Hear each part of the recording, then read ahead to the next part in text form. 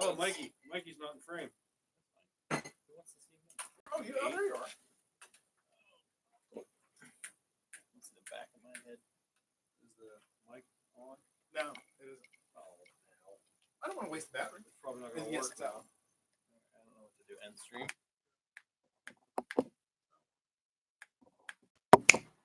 Okay, it's reading. Microphone test. Yeah, it's on. You want to talk about Midsommar? Yes. We're going to talk about the other news. That's an audible. We have other. No. Oh, No, because I haven't. We're not. I haven't. okay. No, Everybody mute the phone. I don't do that anymore. The phones are muted. The phones will be right here. Hold on. Oh, I got to go on. I wonder if our troll's going to show up I tonight. was hoping so. I think Texas Owl is really Vitamin Owl. Yeah, because And you were secretly doing all that shit. yeah, I bet it is. You're not going to bust through my airplane mode tonight, are you? I'm gonna bust through everything. Right on. Oh, you're going to prolapse my airplane mode. You know that's right. Let's see how many times this episode we can use the word prolapse. All right. Deal. Organically, we can't just shoehorn it in. Right. Right. Prolapse! He'll be like, "Wow, this Weigel is very prolapse in my mouth." It's got a very distinctly prolapse Kevin. flavor. Hi. Who's here? Good to be back, Kevin. Kevin's here. wow. All right. We love you, Kev. I was wondering why there was all these bullets in front of me, and then I went to empty this out, and I saw, oh, there's no Oh, look at bullets. that. We already did it. You It was a put John them back in Cena and joke. yeah, pull them back out. So do I still have to spin it, or Yeah, fuck yeah. What are okay? you talking about? All right. The show's posted. Hold on, I'm still reading. Cool new hat, Jay. Wow, we got 1 minute. 1 minute till 9. Great, my mouth is broke. 1 minute till 9. 1 minute. It's a 1 minute to 9. It's a fucking wall. You have a fart sticker on your OtterBox. Yeah, so I know it's mine. In case How do you someone, know it's yours? in case someone doesn't have Lisa Frank, someone has Lisa Frank stickers, but not a fart sticker, then I know it's not mine. There it is. Episode. Has anybody ever Prolapse prolapsed your 59. OtterBox? And that's too late for Oh, that. It's too. shit. It's too early. Share. It's too, Hey, look. it's too It's late. too- It's too early. I like pretty lady says hi. Aww. She looks great. Yeah, she looks great. What? She's glowing. Aw, Kevin says no more of the word prolapse. He's gonna hate tonight's Oh. Kevin's just gonna tune out right now. You're going to hate that spoiler. Spoiler alert. Prolapse into another episode. All right. Prolapse. I don't remember how to do this. I don't either. Share. What are we sharing? Hey, Son of a bitch! I forgot. It's in the show notes. Is it? Yeah, did you read them? No. Me neither. Why do I work? It's a good question. Yeah, it's a great Well, question. because you buy lots of equipment. Yeah. Yeah. Yeah. Got me there. And Kevin's trying to sell me another bass right now. He's like, come on, dude, get me by it. I'm like, wow. Who's trying Is it to a sell you one? Rickenbacker? Is it a Rick and Bob? Who's- I got one. Who's Did you trying- really? Sure. Did Who's you? trying to do it? It even says made in the USA on it. Did you write it yourself? No, No, it came that way. Who's trying to sell you another bass? Kevin's friend is selling one. That's why he's tuned in. Yeah. Now you know why Kevin's tuned in. All right, let's do Fine one bass. one for sure. This is a microphone test. 1 2 1 2. Microphone test. 3, 4. Microphone test. 1, 2, 3, 4. His phone's gonna be louder than he is. I Yeah, don't understand Fuck it. you! I try so hard. Prolapse. 1, 2. Organically. Organic Organic. prolapse. Organic. It's got to happen naturally. Right. Prolapse. test. 1 2 1 2. Microphone test. 3 4. Microphone test. It was louder. Yeah. Fuck you. Proud of myself. All right.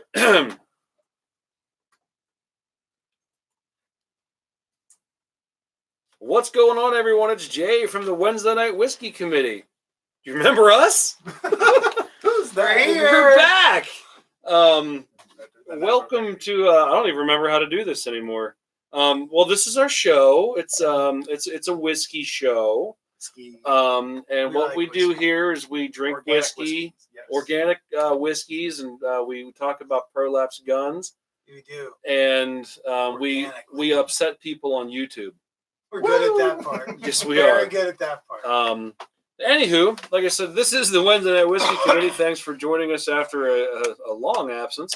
Like I said, my name How is long has Jay. it been? It has been 2.5 months, I believe. What? Since your last confession, or since we did an episode? Oh, I don't confess that. Oh, okay. Yeah. Yeah. Except for Bastard. being handsome. That's true. Yeah. I do that a lot. Does that in front of the man? No. Let's present the committee for those of you who are in the know.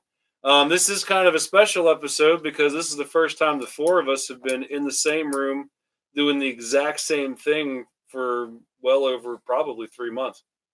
I think. There was that thing on my pay site. That Yeah, no, that was good. Yeah. Prolapse space. Prolapse space. So This let's doesn't feel organic. okay, organic prolapse. Okay, let's introduce the committee here. To my right, we'll just go right around the horn here. It's a circle. Go right around the horn. With us this evening is co-host, contributor. I don't know what he's a turkey. Mm-mm. No, that's a really inside joke. I don't get it. That's my prolapse pineal gland. He likes vitamins. He is not into prolapse anything. Organic shit. Yeah. Tim says hi. Tim, I thought Tim was doing something with his. He's got What's a up, Tim? couple minutes. Welcome to the show. We love you. Thanks. Feel bad for these next few minutes. Worker. The Reverend Al Scarton. Greetings and salutations. Wow, That was painful. that was terrible. Yeah. Glad you took it out of me. What? Vitamin Al. Yeah. Yeah. Vitamin Al. Right now. Vitamin Al. Cheap China Al. Cheap China Scissor Al. Sister Al. Sister All right. Across from the table from me is Jesus God in heaven. We're back. We're back. Did you miss us? The Red Warlock, the bearded one, the man of many modes, the modal master, the senpai of hentai. Whoa, are you? No, I don't. Maybe not. Hey, I mean, just I remember, do there's, have the Blue Girl and there's not an ocean around. VHS. Anywho, John J. Feathers, co-host and co-founder, Mr. John J. Feathers. Good evening. Jesus and Christ! thank Can you. we start this over? Do you No, want to we're my, now. And to my We're an hour into it. now we're into it. And to my left, this is the best part. The sexiest man alive. It's true. better start over now? You look up his Wikipedia page. He does have one. I'm not going to tell you what it is. I want you to search for it.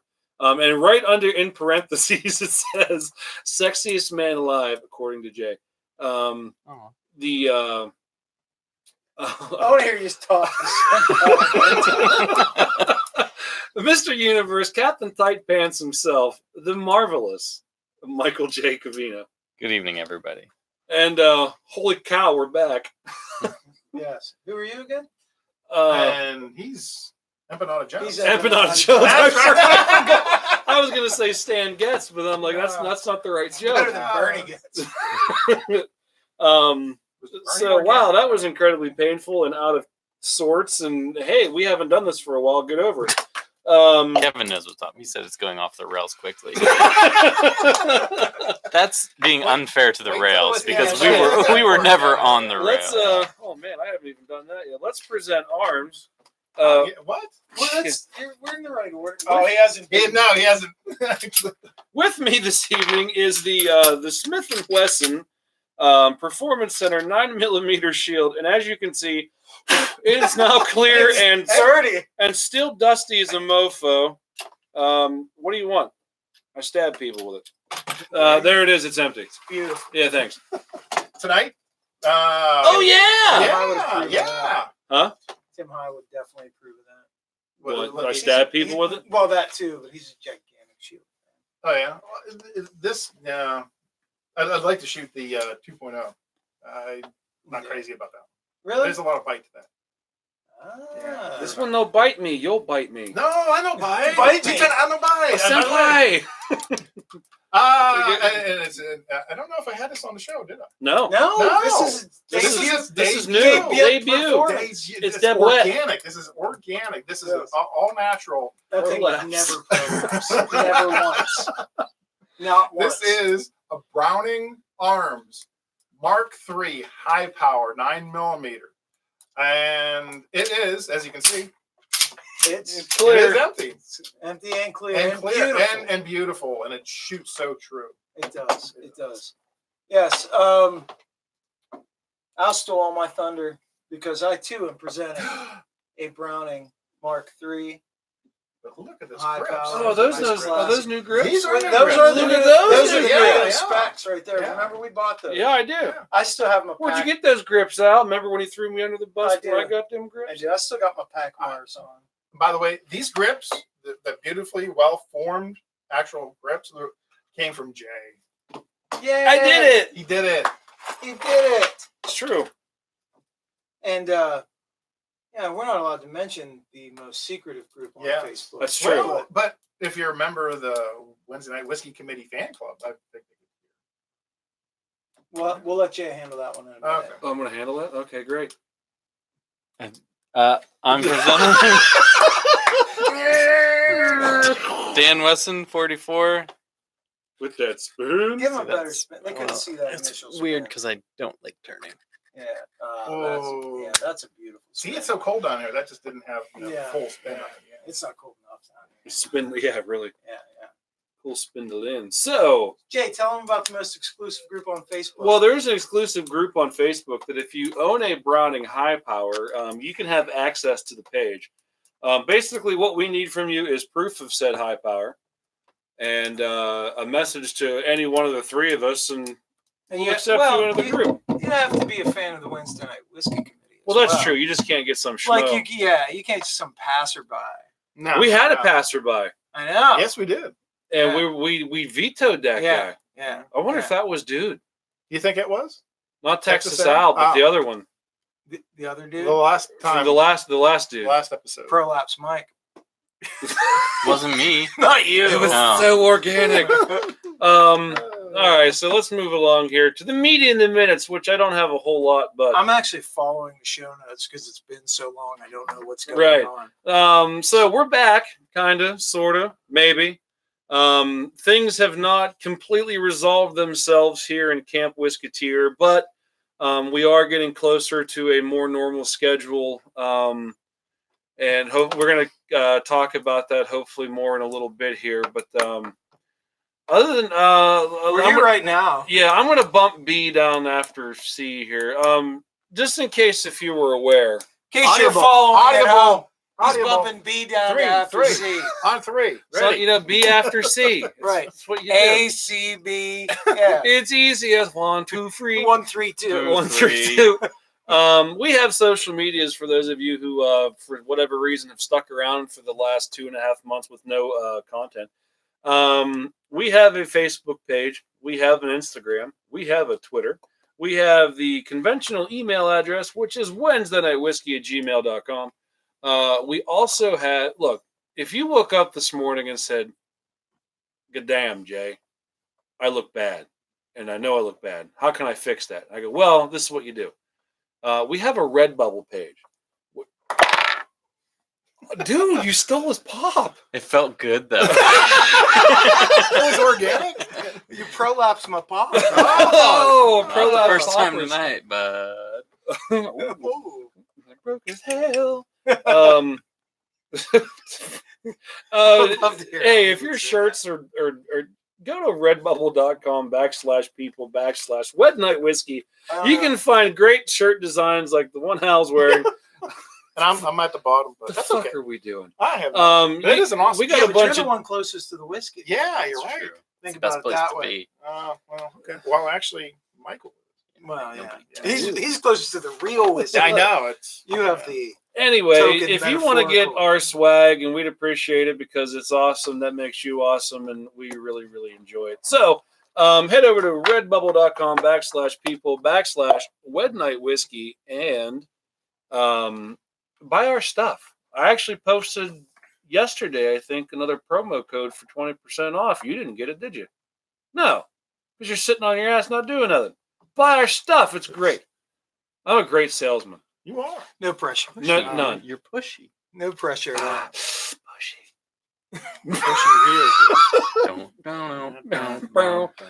And we also have a Patreon account, which is open to everyone except Jeremy Nixon. Oh, dude. I love you, Jer. I don't understand. You're No, that's allowed. how you- Well, he's fine. He knows. He's. I went to go check our We Patreon thing currently today, love Jeremy. and it says Oh, like we dude. only have 6 Patreon members. I'm like, what? It dropped. We have Jeremy. 7. It's So I went and I looked and I saw the reason why. So I messaged him. I'm like, hey, my money, man.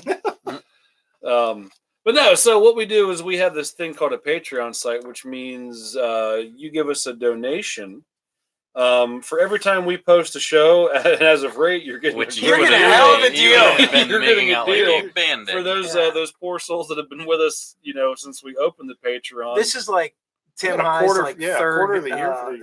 yeah. He's been in it for 3 months. Anyway, so what you do is if you're interested, you go to this the magical interwebs there, and you type in your browser. You go www.patreon.com, and basically you just find us, do a quick search for Wednesday Night Whiskey. I promise we're there, and give us a donation. It helps with the costs of the yearly costs of putting on the show, as far as like web hosting fees and things like that. It's And- more than most people would think, Yeah, it really does. It helps us out a lot. and we appreciate it. Even though for as sparse as we have been since about, I think March is when things started to get a little crazy. March For or me, April. it was around March. Yeah. that sounds about right. We I think we've already cleared next year's fees and hosting already, so that's awesome. Now we can and start getting honestly, we appreciate it. yeah, we can start getting some some actual stuff at this point, I think. Right. See how Thursday goes. Might get us a new Patreon member. Damn, yeah. Maybe you get her Oh, back. That's true. Hey, where'd you go? Where'd you go, girl? So yeah, that's that. We have some other stuff. Figure it out. We've been around for a while. Figured it out. Do it. No, before we move. So that into- was B. that was Or C. C. That was Now we're C. doing B. Okay. So to go along with a lot of our whiskey discussion this evening, fun fact: last weekend, I'm not going to tell you why just yet, but there was Ooh, keep there, them guessing. there was a Jeremy. secret meeting held at the Knickerbocker In the secret room. in the back room at our special table. Kevin, you were there. Kevin was there. He was there. And I'm, ordering my whiskey for the night as we have our meeting. And the guy comes over, and I said, "You know what?" I said, I'm going to try it. I want to have some wiggle. And he goes, "Well, actually, it was a girl." And she goes, "Oh, wiggle. Yeah, hold on." And she leaves. Right. And then this dude comes back up with the list, and with the book open, and he goes, "Which one did you want?" Which wiggle did you want? And I went, "Oh." And he's like, "Can I recommend this?" And apparently, they have a specially made for them exclusively house wiggle whiskey. And it's about $10 a dram. And I tell you what, I got a double, and I regret nothing. It was literally one of the best whiskeys I ever had. The only thing to regret is that you didn't get a triple. Yes. And that I was poor and couldn't afford to. Right. So Jason walks in, and the first thing I do was I go, "Dude, smell this." And he put his nose in, and he goes, "My God, I'll have one." So he ordered, and it really was like huge nose to it. But you take the sip, and there's nothing. Well, It's just completely smooth. I mean, so fantastically good. I can't even rave enough about it. I had a super secret insider in that camp for quite a long time telling me like, "Hey, you need to get a hold of this stuff." And I was like kind of under the impression that you really kind of had to be there at the right time for them to even bring it up out of the basement. And so I waited and waited and waited, and it was so worth it. It was one of the best whiskeys I have ever tasted. And Well, Kevin seems to think you prolapse yourself just drinking it. So Now, was that organic, that whiskey? that wasn't organic. That wasn't organic. okay. When I prolapse, you'll know it. I'll taste it. It'll be the first thing I taste. Ooh. Well, let's segue So, into yeah, what's let's going on tonight. Let's move right I on to prolapsed a little. I really did. to this evening's whiskey. It's kind of, I'm actually really excited because now that I know what their house tasted like, I'm really excited to see what I'm this. going to be super surprised if this even comes close. I mean, I'm going to be blown away because that was fantastic. Yeah. So Here we go, triple wood all over again. jeez. Have you ever had that stuff? Yes, I own a bottle. Do you know what? Do Do you, you? do you know the Yes. triple wood? Have you What ever is that had- like? I don't own the Wiggle Knickerbocker House Special yet. We'll see. It's I don't- amazing. Well, after this, I'm going to purchase a bottle of the Kilted Rock. That's aged. Does it swear at you in Gaelic? Yes. You pig fucker. That's actually finished in Lefroy casks. All right, so before let's turn it over to boy, if I missed this, Jason, Yes. take us away. All right. And I'd like to give a extra special thank you to Mr. Al this evening because he really helped out with the history this evening. So Oh, I get a star. he gets a star for Special. this. All right. So the whiskey of the evening is Wiggle, Pennsylvania Rye Whiskey.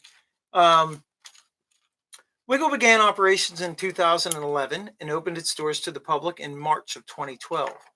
Wiggle was the first distillery to open in Pittsburgh since Joseph S. Finch's distillery, located at South 2nd and McKean Streets, since that closed in the 1920s. At that time, only 2 other distilleries existed in the rest of Pennsylvania. The founders of Wiggle Whiskey were instrumental to the passage of Pennsylvania House Bill 242 in December 2011, establishing a new distillery license allowing craft distilleries to sell their own products. This led to the growth of craft distilleries throughout Pennsylvania. The bill allowed Wiggle to sell spirits to customers, and Wiggle purchased the distillery building and a neighboring building in early 2019 to provide more room for tasting tours, whiskey production, and community programs. So we're really on the cutting edge of this whiskey here. Wiggle's founders Mark Meyer, Mary Ellen Meyer, Meredith Meyer Grelly, Eric Meyer, Alexander Grelly, and Jeff Meyer named the distillery after Philip Wiggle, a man convicted of treason in 1794 and sentenced to hang for his actions in the Whiskey Rebellion, which you may actually remember. You may recall that having been mentioned in episode 7. Wow. Episode Episode 52 7. ago, right? Yeah. Yes, our Whiskey Rebellion episode, wherein Alexander Hamilton leveled the first excise tax on whiskey. Boo. Wiggle punched a tax collector, helping to incite 4 years of protests and riots that would come to be known as the Whiskey Rebellion. Wiggle was later pardoned by George Washington. Washington feared hanging Wiggle would stir a civil war in the young nation. Yeah, well, we all talked about Washington's part in that. Yeah. Wiggle is an organic grain-to-glass distiller, which means that the distillery obtains ingredients from nearby farms in Washington County, PA, and eastern Ohio, mills its grains on site where they are distilled, and serves them at the distillery. The Meyer family worked with the artesian distilling program at Michigan State University throughout the startup of the distillery, and Wiggle distills their whiskey from scratch, as it even says on the bottle. I'm a little extra. I believe this is drawn straight from That's Wiggles. right. Can I interrupt you 1 second? Yes. Welcome, new subscriber, Joe Chaburka. Hey, welcome, Joe. We love Joe Chaburka. This is straight from Wiggle's website. Why Pittsburgh? Why Wiggle? I've often asked myself that question. American whiskey was born in Pittsburgh. Throughout the 1700s and 1800s, Western Pennsylvania was the epicenter of American whiskey production. Wiggle was named for one of these pioneering Pennsylvania distillers. In the 1790s, Philip Wiggle defended his right to distill in a tussle with a tax collector and unwittingly helped spark the Whiskey Rebellion, which pitted Western Pennsylvania distillers against George Washington's troops. He was sentenced to hang for treason, but was ultimately pardoned by Washington. In 1808, Allegheny County was producing half a barrel of whiskey for every man, woman, and child living in America. The gold standard of American whiskey was a spicy, earthy rye whiskey called Monongahela Rye. We aim to bring back this tradition with organic regional grains, grills maimed on site. No, grains milled on site, then fermented and distilled in our copper pot still in the first distillery in the city of Pittsburgh since Prohibition. Wow. Awesome. Let's pop Spirited. That was spirited. Oh, That It was was probably that was- louder on. that- It's not a real cork. It's one of those weird. Oh, is plastic that one of the? corks. Is it a plastic? It's not cork? a. Oh, it's not organic. That's not organic. That's not organic. It's got a good glug though. Yes. I gotta pee. That's not enough. Come on. It's been Hey, a you're while. right. That's Oh my God! What is happening? Whoa! Hey, on the high power. I feel a lot lower than I normally do when I'm pouring this stuff. No, we just usually said higher. We're a lot lower. That might be what it is. Wow, I can smell that. Yeah. From here. You smell? Can you smell the black cherry? It's I tart. could actually smell some cherry. Thank you, Yeah. sir. Sorry for getting on your Oh, notes. I there. don't. That's fine. It needed cleaned anyways. You want to do mine? I was gonna say. Let's bring the shield over Get that here. shield out. Yeah. Wow, it's got a great Wow, flipping it nose. does have a fruitiness. And I definitely smell cherries. Mm-hmm. It is strong. It's tart. Yep. See, it's not super strong to me, but it is. I do smell cherries. I'm not saying it's like overpowering, but it's distinct. Yeah, true. It's not like water. From a rye, yes. You don't It's usually. not at all like water. no. Well, we've smelled some of these whiskeys that Mhm. have had no nose. But yet, it's not like one of those horrible over flowery, Mm-mm. either. No, It's- The more I keep just far and away, getting it closer, pulling it away, I can totally smell the black cherry. yeah. Can we drink it now? Yeah, I think we should. I was like, Hey, you can't keep on talking. I was like, yeah, we're chewing, baby. Yeah, Oh yeah. I'm interested to see what I think compared to the house. Well, there is none.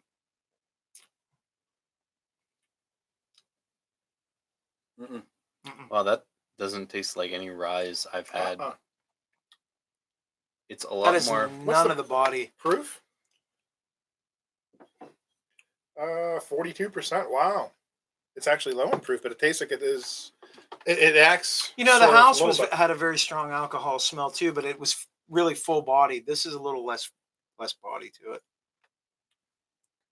I'm actually getting some notes of that cherry through Mhm. the finish, Mm, which I oh, wasn't yeah. expecting. Usually the nose is not super indicative, especially on a rye. Mhm. I wonder what kind of casks it's finished in. Oak. Oak. It says oak barrels. Yeah. Well, I gotta say, I'm not real impressed. I like it. It's not bad, but it's not great. It's not It's not a- bad, but I I'm think our wondering, standards are set a little high. Yeah, that's the problem. I think, for when the first Scotch I had was that Mac 12, right. Oh, and right. then trying to find a Scotch Right. after that was like, well, this just isn't gonna work. Right. I think that's the same experience I'm gonna have with Wiggle. I don't think anything I'm gonna have is gonna be as good as that house cask. It amazes me the disparity between the two, though. It really Yeah. does. But this was on Shannon sale. said the stream stopped. Uh-oh. This was on sale. The stream stopped. Yeah. Prolapse. It's normally $45. I picked it up for $42. That's what's Um, wrong with it. Yeah, it was on sale. No, but it was. If It's the not. stream would have stopped, though, it would have stopped there. I'm gonna pull it up This on is here true. and see if I'm getting it. Keep talking. It's fine. Yeah. You guys See, are bad at yeah. that. So as far as the price point, I mean, at $10, what they were serving for a dram. Jeremy Nixon has a few questions that we'd like to address. That was weird. He wants to know if this is the rye or This is the rye. This is the Pennsylvania rye, Organic. and he would also like to state that the deep cut is their best product. Ah. Don't cross the streams, he says. Apparently the stream is fine. Okay. But that's interesting. I would like to sample the deep cut and sample the house Man, I cut. can't believe how fruity this is. It's unbelievable. That's what they said about me. for a rye. I'm used to that like really It's strong like not a warmth ton of out of rye. it. Yeah. I think that I'm getting a lot of raisins now. Mm-hmm. I'm getting raisins. It is. More like a craisin. It's not a It's crazy. not a crazy. I wouldn't put it on a salad. Maybe in a trail mix. You don't put I raisins in I would salad? drink whiskey with salad. I don't put raisins. I in do. salad. No one does. You put Oh, I'm sorry. Oh, cranberries. in Yeah. salad. I put them in too. Oh hell, that's organic. That's some fruity ass salads, baby. it's a prolapse podcast. Do we do the thing where we rate them still? Is that a thing? Mm-hmm. Oh yeah, that's right. Where we toss the salad. Yeah. Jesus. Only if it's prolapse. Wow. I mean, I want to like it because I know what it can be. I do like it. It's not. But don't get me wrong. I'm just sitting here and keep drinking it. Yeah. I mean, I've certainly had definitely worse whiskeys. I got to And think we've about also that. had better ryes here. Absolutely. I think that's the issue. I think we've had a lot of good ryes and we've had a couple bad ryes because I think we gravitate towards ryes. So I think that we're just. I wouldn't kinda know why that spoiled. is, Jay. What? Why Because act we like live it's- in Pennsylvania, we're No, I think it's because we're Pennsylvania. Well, that and because rye just tastes better. That was too much. It's too many. No do, no bad. Al, give your. I gotta sit and think about this. I'm gonna try it with a stream of water. I'm going to. I like it. It's of all the ryes. I mean, I'm not going to rate it as high as some of the others. That helped it. Really? That opened it up? That It did. opened it up. It really did. That really opened it up. I was going to give it a 60. Wow. Damn, Al. You're harsh today. I do like it, but I definitely think we've had other ryes on the show that. Al's judging on the rye, But I'm He's definitely on the going to- rye scale. and you know what? I Yes. respect it. I like Yeah, that. yeah. Now there's a new scale, the rye Oh, scale. the rye scale, the Pennsylvania rye scale. Yeah, that's a pretty select club. Jason.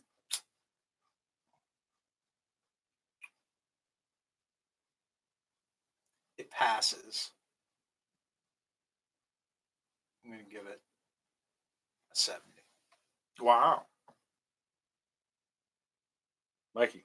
I was kind of feeling right in between you two. I was thinking 66. I think the great There you Mario go, Lemieux. Mario. There you go. The Mario Lemieux. But Yep. for similar reasons to Al, I just think that we've had better. I do think the water cuts down on that fruitiness of it.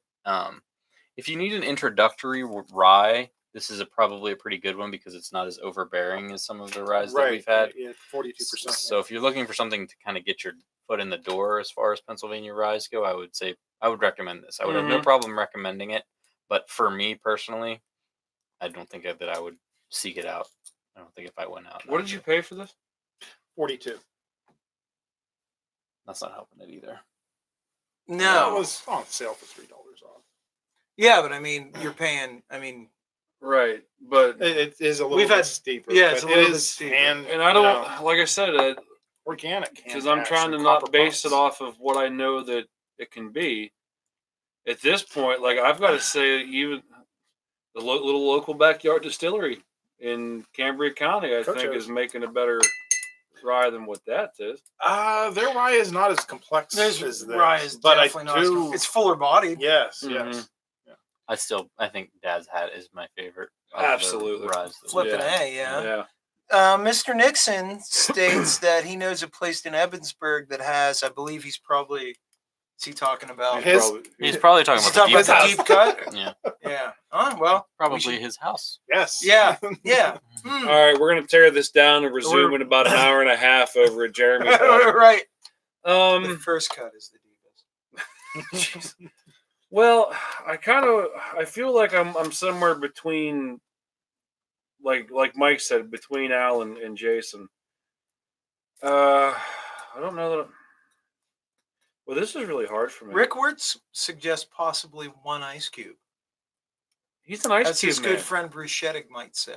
This is definitely a whiskey I If could you were consider. gonna, it, if you yeah. were gonna do it, I'd consider it with this one for sure. Yeah.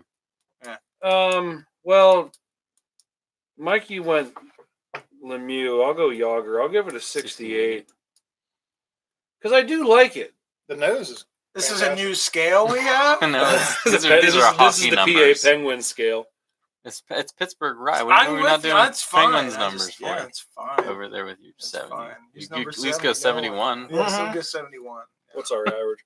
Oh, fuck me. Oh, Where have you been? We're going to get there. Do you recommend it, yes. Jason? I'd recommend it. Yeah, I've already said that. Yeah, I will too. Stars, Yeah. full. Yes. Yeah. I just I give I it was half. hoping for more myself, even though I haven't participated in the house blend that you had. I'll give it half a star. It, Okay, because that's I mean, where I'm at too. Like with half, I mean, color-wise, it's very Yes. interesting. everything about it is right. It's just not right for Except me. for the taste. No. It's not even. It doesn't even taste bad. It's just. I think you and I got spoiled the other night for real. Yeah, big time. So he gets a full. And I definitely want to Yankee gives a check out the half. deep cut. Jason gives a full. Well, and I I also am give a half. So it Looking at gets. picking that up instead. So it gets 3 out of 4 Wednesday Night Wiki stars, and we do recommend it. So it's what I mean. If you can get it for $42, I would say go ahead. But if it's going to be any more than that, it's a bit hard. No. There are better choices. Yeah. And like we sort of alluded to. And I don't know. actually, kind of funny, like the last time I went to go buy whiskey, Yeah. I was standing there looking at the Wiggle, and I almost bought that. Yeah. But you got it at a better deal than I did. Like I was looking at it, it was still like $50, and I'm like, you know what though? But for the extra 4, and I walked out with Dad's hat again. Mm-hmm. It's not a $50 whiskey. No. No. And I It's a $50 bottle. I mean, It looking is. at the bottle It and is. everything, it's very attractive, and I could see where they would think that it would be worth it. But Right. at the end of the day, it's all about what's inside. And I definitely prefer the Dad's hat as far as rye goes. Yeah. Well, it's not the deep cut. Isn't their most expensive? It's only 75. 85 for the kilted. That kilted lie. You know what though? If I'm spending $80, it better be a Lagavulin. If I'm spending $80, I'm just gonna get Lagavulin. That's what I'm Yeah, saying, that's what I mean. It's, Yeah. Tried and true. Buy local. Buy home. Liquid suede. But that's just it. That's what they yeah, but if I'm buying Buy Pittsburgh American. and I buy want, American. Yeah, I know you're going Liberty I Pole. want the Liberty Pool. We got to get that. We Yeah. got to get that on Yeah. the show for sure. Yeah, for sure. So Wow. Well, that's. I'm not gonna say I'm disappointed. Maybe a little. yeah, You're a little this, but again, that bar was so high. I know. I can't see. I feel weird now, trying to convey and convince these guys. Like, no, really, it was that good. This is the analogy. If you like dark black coffee, that was the Knickerbocker. If Yeah. you like basic white girl drink, Yeah. Harvest Spice. the caramel macchiato. This is that's kind of what this reminds me of. It's not bad. No, it's good. Yeah, it's tasty, but it's not as good as what I know it can be. So we know that they can do better. Way better. Yeah. Way better. Yeah. This is like a lecture I give my children or something. It's like, it's You like, do "No, better. Look, now look, Do better. I'm happy with what you did, but I know you can do better. You're better than that. Yeah. Wow. So if you're listening, Wiggle, you don't care. You've already cut us off. Yeah, we've already established that Wiggle doesn't care about the Wednesday Night Whiskey Committee. Right. 5 emails in, and the convo just goes Right. cold. They let us on, man. They did. Just like this whiskey. Yeah. Yeah, they did. Just like their whiskey. Just like their whiskey. I'm gonna- I'll I'm tell gonna- you what, though. I'm going to tag them when we post this so they can hear our. That's cool. They need to know what's going on. Yeah. We've already praised them. You know, it's not like we're biased. You know, Yeah. I've said that stuff they sent to Nick is Is up fantastic. there with any whiskey I've ever drank. Mm-hmm. So, what do you want? What do we? Well, let's move on to some topic discussions here. What should we do first? Do we do that? Topics? You mean Well, do we want to go through the end the? games? Did you Do see we want to anything? catch up?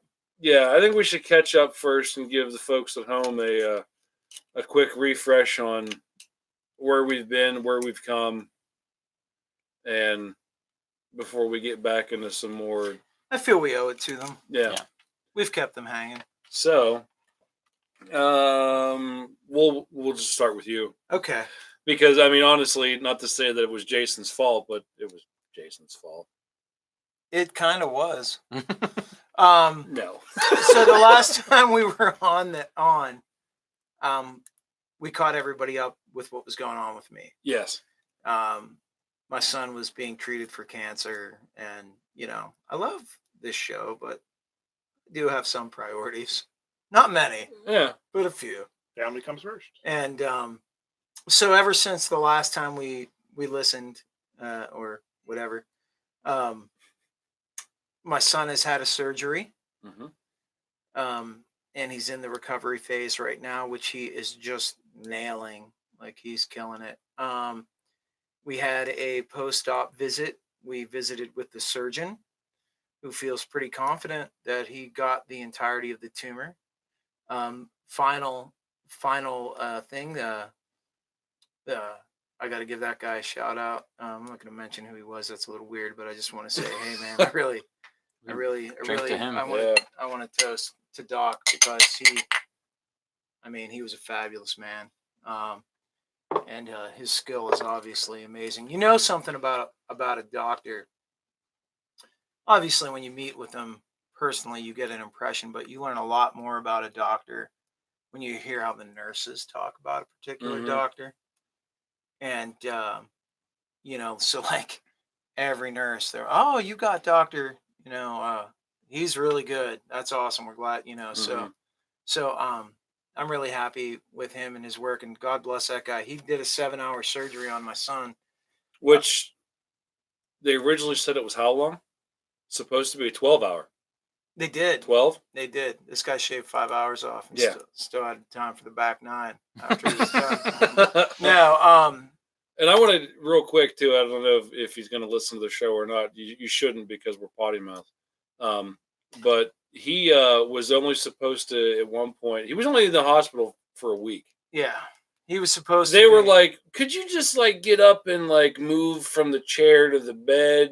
And he got up. Roar Dog was like, watch me walk around the fucking ward. Yeah. And just crushed it. He said to me, like, day 2, he was like, Dad, I don't want to be here anymore. And I felt so bad for him, And I was like, well, buddy, you got to do the things they tell you. You got to, use your little spirometer. And the doc had given him like a goal, of how high he could raise the spirometer. And they wanted him to move to a chair. And he was like, okay, I'll move to the chair. Now that I moved to the chair, how about I get up and walk around the ward? And then he was like, how about I throw some stairs into it? And then he was like, every chance I looked, he was upstairs working on the HVAC.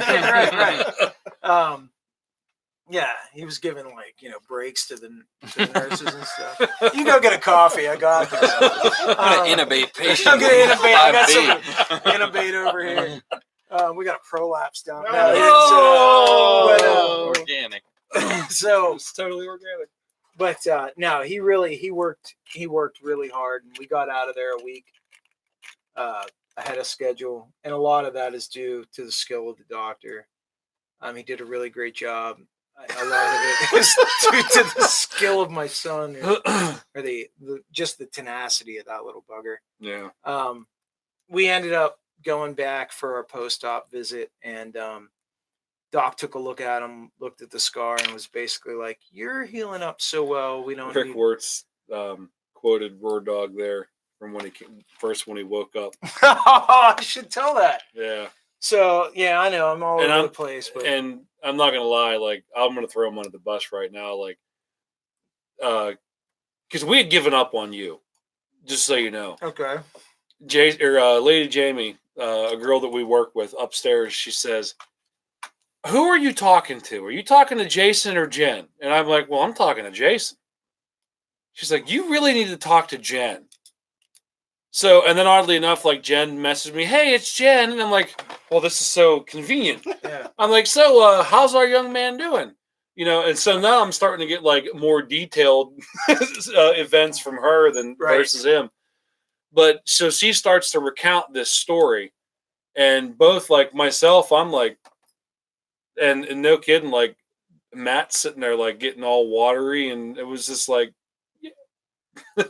Well, we went in, and so he had the surgery, and it was supposed to be 12 hours, and it was only like 7. And then we went and we met with Doc for an immediate post-op talk. And wow, man, God bless that dude, because like he looked like he had just.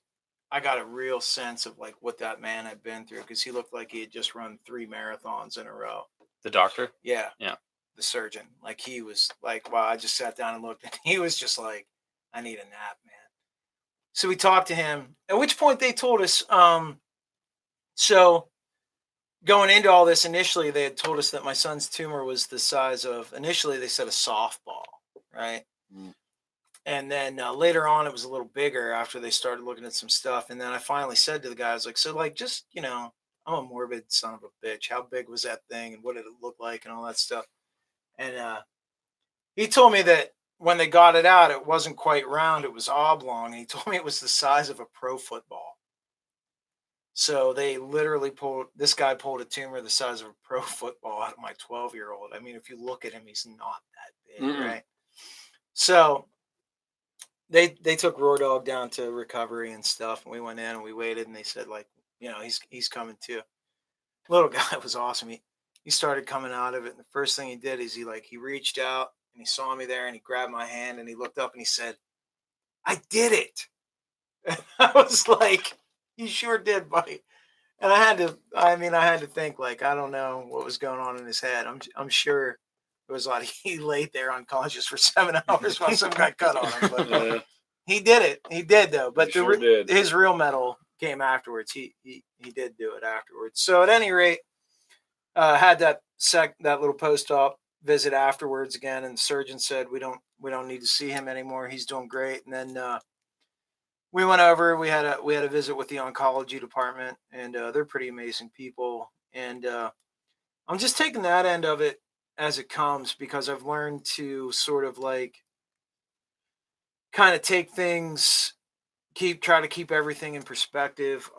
They don't foresee too many problems. They feel pretty good about things. They don't have him on any kind of no chemo or radiation right now, but they have to keep monitoring him. They have to keep testing him. They can't give you that confirmation you really want. They have, so they have a job to do. We were feeling really good about things. He had a couple tests come back with like some weird flags and stuff on them. So we didn't freak out about that, but it gave us some concern. When I spoke to the oncologist, she was like, "Don't worry about it. It's all good. It's within a certain, range of deviation and stuff." So as far as that stuff goes, we're in a holding pattern. He's doing well. We're monitoring it. I've learned to not sort of like think too deeply into it. I'm just going to take it as it comes and one day at a time. And as long as he's doing okay, which he is, he's doing really well. And I thank everything I can thank for that. Yeah. And I got to thank everybody for all the support. My family, really. I mean, we went through some serious shit. Yeah. And now that it's not over. So that's what I'm talking about. I can't look at it like it's over because every time you think it is. Yeah. Every time you think it is, there's something else. Oh my God, these test results came back and the labs are flagging. Like it's not over. So this is a continually unfolding thing. But I do feel that the worst part of it is over. Yeah. And I look back now and I think about the crazy shit we went through, and my family would not have been able to do it without, I mean, maybe we're pretty tough. I'm not gonna lie, but it was a lot easier. Yeah. I mean, really, we couldn't have been able to do it the way we did it without the support of so many great people. And now that I'm sitting here tonight, I can really say thanks, man, because it was tough. Yeah. And I know, like, I'm not here to blow my own horn, but like I put that show on for you guys. Amazing. And the best part of that was I had given Rory a Viking necklace. Really awesome mirror pen. And we like, I don't know if it was you or if it was Jen, but she was like, "You got to get a picture with him." And I'm like, "Yeah, let's get a picture." And I was like so happy to be in a picture with Rory. And then it was kind of funny because like the whole time you're thinking like, there's this dude who just did this, he fought all this stuff and he's walking stairs and he's still like this tiny. Yeah. I mean, I'll make most people look small, but like it was just like the whole, like, I'm like, yeah, this is the coolest thing ever. Yeah. So yeah, it's just one of those. I look at him and I mean, there's not much to him. Today I made him shovel gravel in my driveway. did he say to that? Oh, he didn't like that one a bit. But Did he, not to make light of it, but did he try to pull the cancer card? no, he didn't. He didn't. Like, I just had surgery. It wasn't even like, Dad, Big C over here. No, he didn't even say that.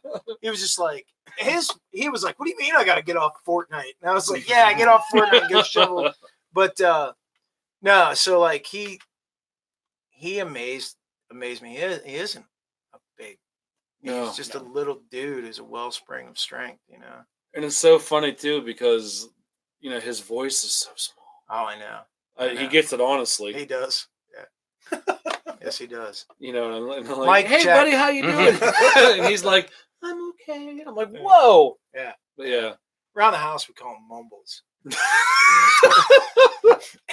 We're just like, hey, Mumbles, speak up. It's a Dick Tracy. Yeah. Yeah, give me some, please. Yeah. So well, that's my update, and I suppose with thank every you, everyone. there's a balance. So we've had the good, and unfortunately, I think we have to talk about some bad. Yeah, Maybe some good. It's not. I mean, it's not bad. Maybe It's- some Right, great. yeah. It's just I have to go into my own surgery in 2 days. So I guess just to fill everyone in, because I don't know what everyone knows and doesn't know, but last December I had surgery on my spine. They had a discectomy on my L5S1 disc, which was herniated, and it was a pretty big herniation at the time. After the surgery, the doctor said he was surprised I was even walking. Did you prolapse? I prolapsed. That's what the issue That was. wasn't very organic. No, it wasn't. No. How did you supposed to? So he thought that they got everything. Obviously, with surgeries, you never really know. But I finished all the steroid and everything, and I thought I was getting better. Now, there was an issue after the surgery where I got sick a whole lot due to the pain medicine, because I'm just really bad with pain medicine. So there was probably a solid 2-3 days where I was just throwing up. Not good for your back. Which, yeah, if No. you're familiar with throwing up, you know that it's a Most of pretty your muscles, pretty yes. violent Yeah. situation there. So That was organic. it's hard to say whether that's what did it, or if literally could be anything else that did it. There's no way to like put a flag up and say, oh, well, it was this. Right. So It may have been a combination. could have been anything. But the herniation is back. So I'm going to need to go under the knife again. And he said that this surgery is very similar to the last surgery. It's just a lot harder for him. Oh, I didn't know that. Yeah, because Scar tissue? well, the scar tissue is one issue, but he just has to be a lot more careful. The surgery is going to almost double in time for him to complete, just because he has to be a lot more careful with the herniation to not cause any serious injury. Because it's been re-aggravated, or Yes, and because he had already been in there once, because nothing grows back whenever, Right. because the surgery is removing part of my disc. So it's not like, okay, I'm healing, so my disc has regenerated. That's not a thing. no, yeah. So How much did they shave off last time? I'm not sure. He said it was a decent chunk though. Yeah. But he's going to be just taking more off. And I have the pictures from my MRI. You can see it. Like if you look at my spine, you can still see the herniation there. And for him to say that this isn't as big as the one before, I wish I had the pictures from the one before, because this one's very noticeable from the pictures. So we'll see how that goes. But he said that the recovery time is going to be longer. The chance for infection and all the risks are magnified this time, doubled, if not higher. So it's just a lot scarier this time around than it was the first time, which I was scared the first time. So this time around, I'm even more scared, but it's just one of those things where I need it because I'm 32 and I can't, like, as much as like, I feel bad saying it because there's people who can't help it, but I don't want to be in a walker. Like, I don't want to have a Sure. cane. I don't want to. I don't think those people would. Right. Yeah, they So would tell you the same thing.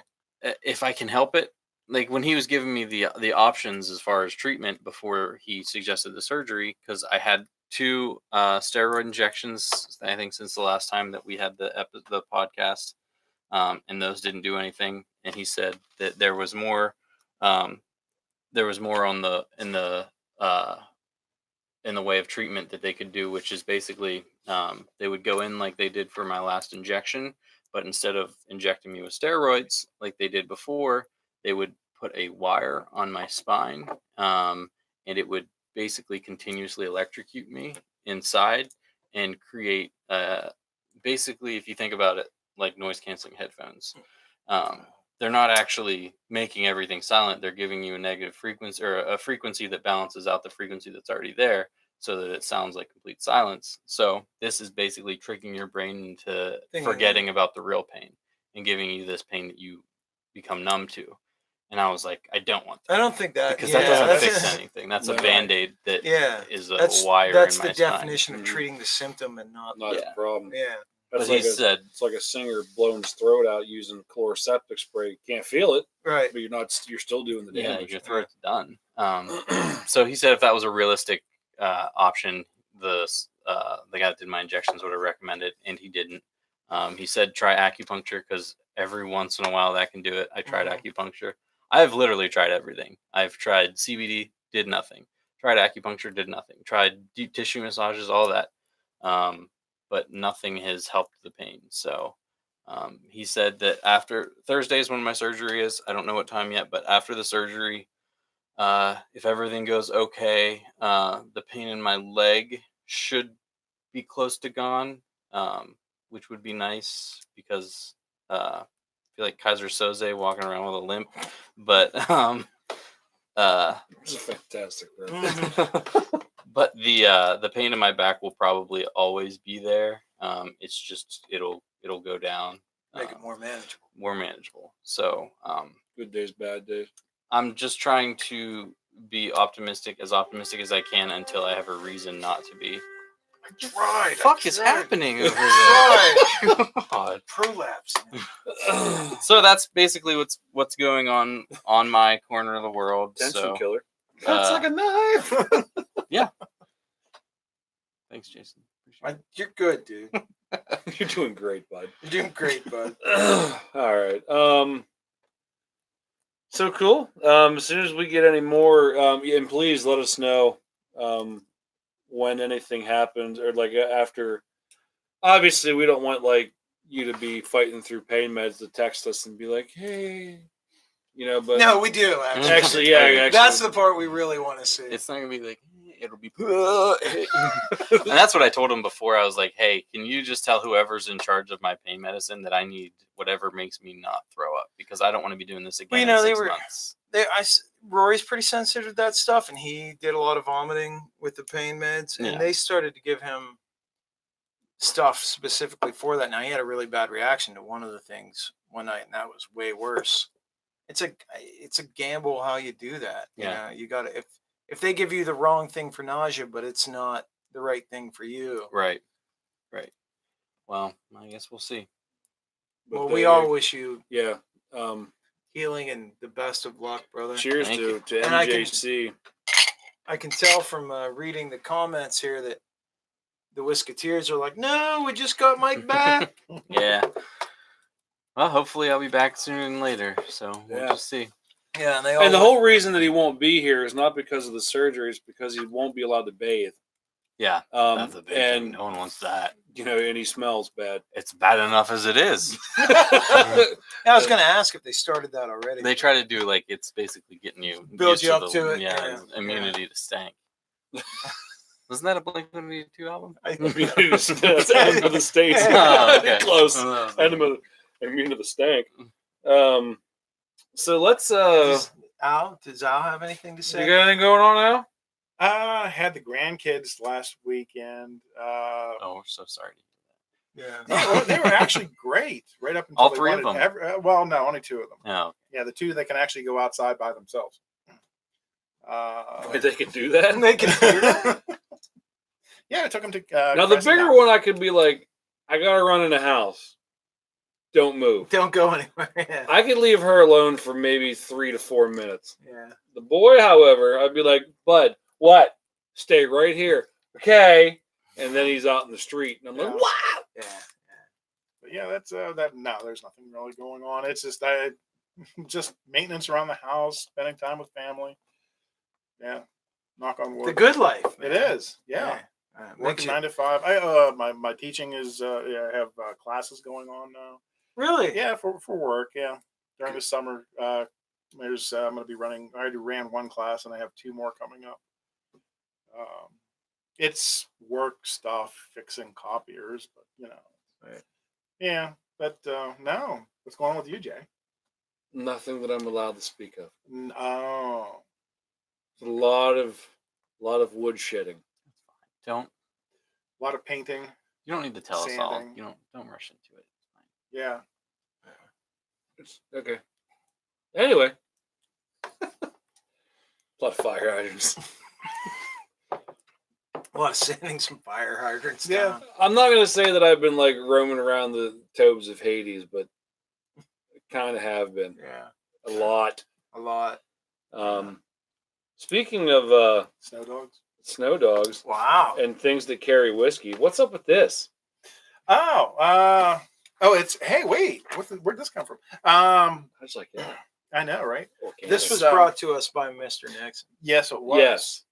This is. Oh, hold on, Hold it. hold on, time out, Beebs. I get it. Speaking of Mr. Beebs? Mr. Nixon, he says to me, "Hey," and I want you to know, fact check the whole Billy Idol Rebel Yell conversation that we had. Yeah.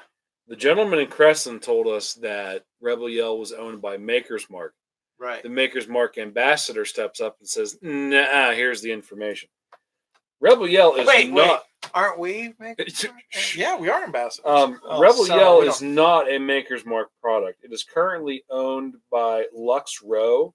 It was started by the legendary Stetson Weller Company pre-1900, Okay. and then it was picked up. Then it was picked up by the Heaven Hill Distillery post-prohibition. So he wanted to make sure Those that Heaven Hillers, man. he wanted to make sure that was clear and in the know. Well, thank you very much, Mr. Nixon.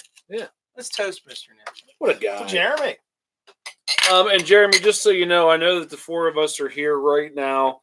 And you'll notice that we're not drinking the gift that you gave us because, again, we're probably going to go on sabbatical here again. Right. And we're going to get him on for it. Yeah. So, And, we can't talk about what's going on, but we're going to have another reason to thank him after that, which I told you about today, but you don't remember. no. I don't remember either. You don't know. Oh, cool. I know. Ah. Leggings? Rick's been enjoying some 46 during this viewing. What's he got? Nice. Some 46 makers. Oh, Oh, Rick Wirtz is a Maker's Mark ambassador. he is. Actually. awesome. Go ahead, Al. Sorry. Oh, that's quite all right. You can interrupt me anytime. Yes, Jeremy did bring up this article from the Pittsburgh Post-Gazette. New Whiskey Rebellion Trail to start in Pittsburgh. The Whiskey Rebellion Trail, launching on Friday, will connect booze and history. Tourists. I have a history of booze. Do you? Yeah, that's what they tell I me. don't believe it. Oh, okay. Tourists, 75 plus cultural sites and craft Failing. distilleries from Pittsburgh to Washington, D.C. to Philadelphia. Can you walk this? Yes. Yes. Walk- You, walk sir, the can damn do thing. whatever you like. I'm not going to walk it, though. However, if it does come past my house, because there is a walking trail, I'm going to be on it. Can we sponsor that section of I the know, trail? right? I do think we should. I was telling Jay earlier we should do something. I'm not sure what. Well, we can go and look up this new whiskey trail. Like it's launching this Friday, but actually, contact them and see if there's something we can participate in. Yeah. Maybe they can wind it our way. Yeah, through Altoona. I mean, there was actual. I mean, especially like in Bedford County, there was Whiskey Rebellion stuff that happened. Oh, really? Yeah. Oh, I didn't know anything about that. Episode But 7. if you had listened to of episode 7, the Al, Wednesday Whiskey Committee. Yeah. Check it out. Go back and listen to the backlog. did you say drink it off? Drink Drink it it off. Drink it off, man. What? I heard something totally different. I'm like, should I go to the bathroom? This route is a recent version of the Kentucky's booming bourbon trail, but it aims to share even an older story, the first chapter of American whiskey. when colonial era settlers in this region turned their rye into whiskey and then rebelled in the early 1890s when the new federal government tried to put a tax on them. Who's that manky bastard Washington? I'm telling you, You know he flies planes. Oh, yeah, to JFK Airport. Yeah, He did. I mean, yeah, flying and destroying the ramparts. Well, in he took over- 1776. Thank goodness we got those back. He Could did. you imagine how the revolution would have went if we didn't capture those I'm airports? glad we captured those airports. that puts a whole new light on the whiskey rebellion, It doesn't really does. That's true. Oh, this truly is the only region in America that can tell this story. Says Meredith Meyer Greeley. Grelly. The co-owner of Wiggle Whiskey, one of the co-owners. She led the effort to create this trail. Just a brief synopsis. Brief, that's 3 pages I out. know, I just put it all out. I'm not going to go through all of it. He's synopsizing. I'm going to right now. synopsize. Synopsizing the I mean, synopsis. it's a. We've been putting the wrong emphasis on the wrong syllables. I'm going to make this organic as possible for you, sir. Yeah, it was just something that they came together with it because there is so much history in Pennsylvania to go back and actually, like I said, Once again, refer to episode 7. yeah, I mean, the Whiskey Rebellion. But Yeah. this is where it started, and then it got chased all down to Kentucky. I've often said, like, think about how our industry would be different here. If it wasn't taxed that heavily and it created that rebellion, I mean, we would actually have all the industry that Kentucky and Tennessee have right now because, the people who got pushed out, they went there. Yeah. that's where they went, they went to the hinterlands, wouldn't it be sort of like the Irish joke that Ireland was all these super smart individuals that created all this technology, but then one of them figured out how to make whiskey, and it just all went to pot after that. No, I don't know. Growing up in the 70s in Portage, Pennsylvania, I counted them one time. You're gonna do a bars the church reference? Yes. He knew right away. Yes. Because I probably told them that, yeah. There were more bars than Once or churches. Yeah. There were more places that served alcohol than there were. Well, the churches serve alcohol too. Well, the alcohol that you had to I pay mean, for. that's transubstantiation. We'll have to talk about but- that at another time. They didn't You have said to kneel then. words. I heard them all. Yeah, in probably a 5-mile radius, there were more bars than churches. And so it was just Right, one but of they those- weren't producing the whiskey.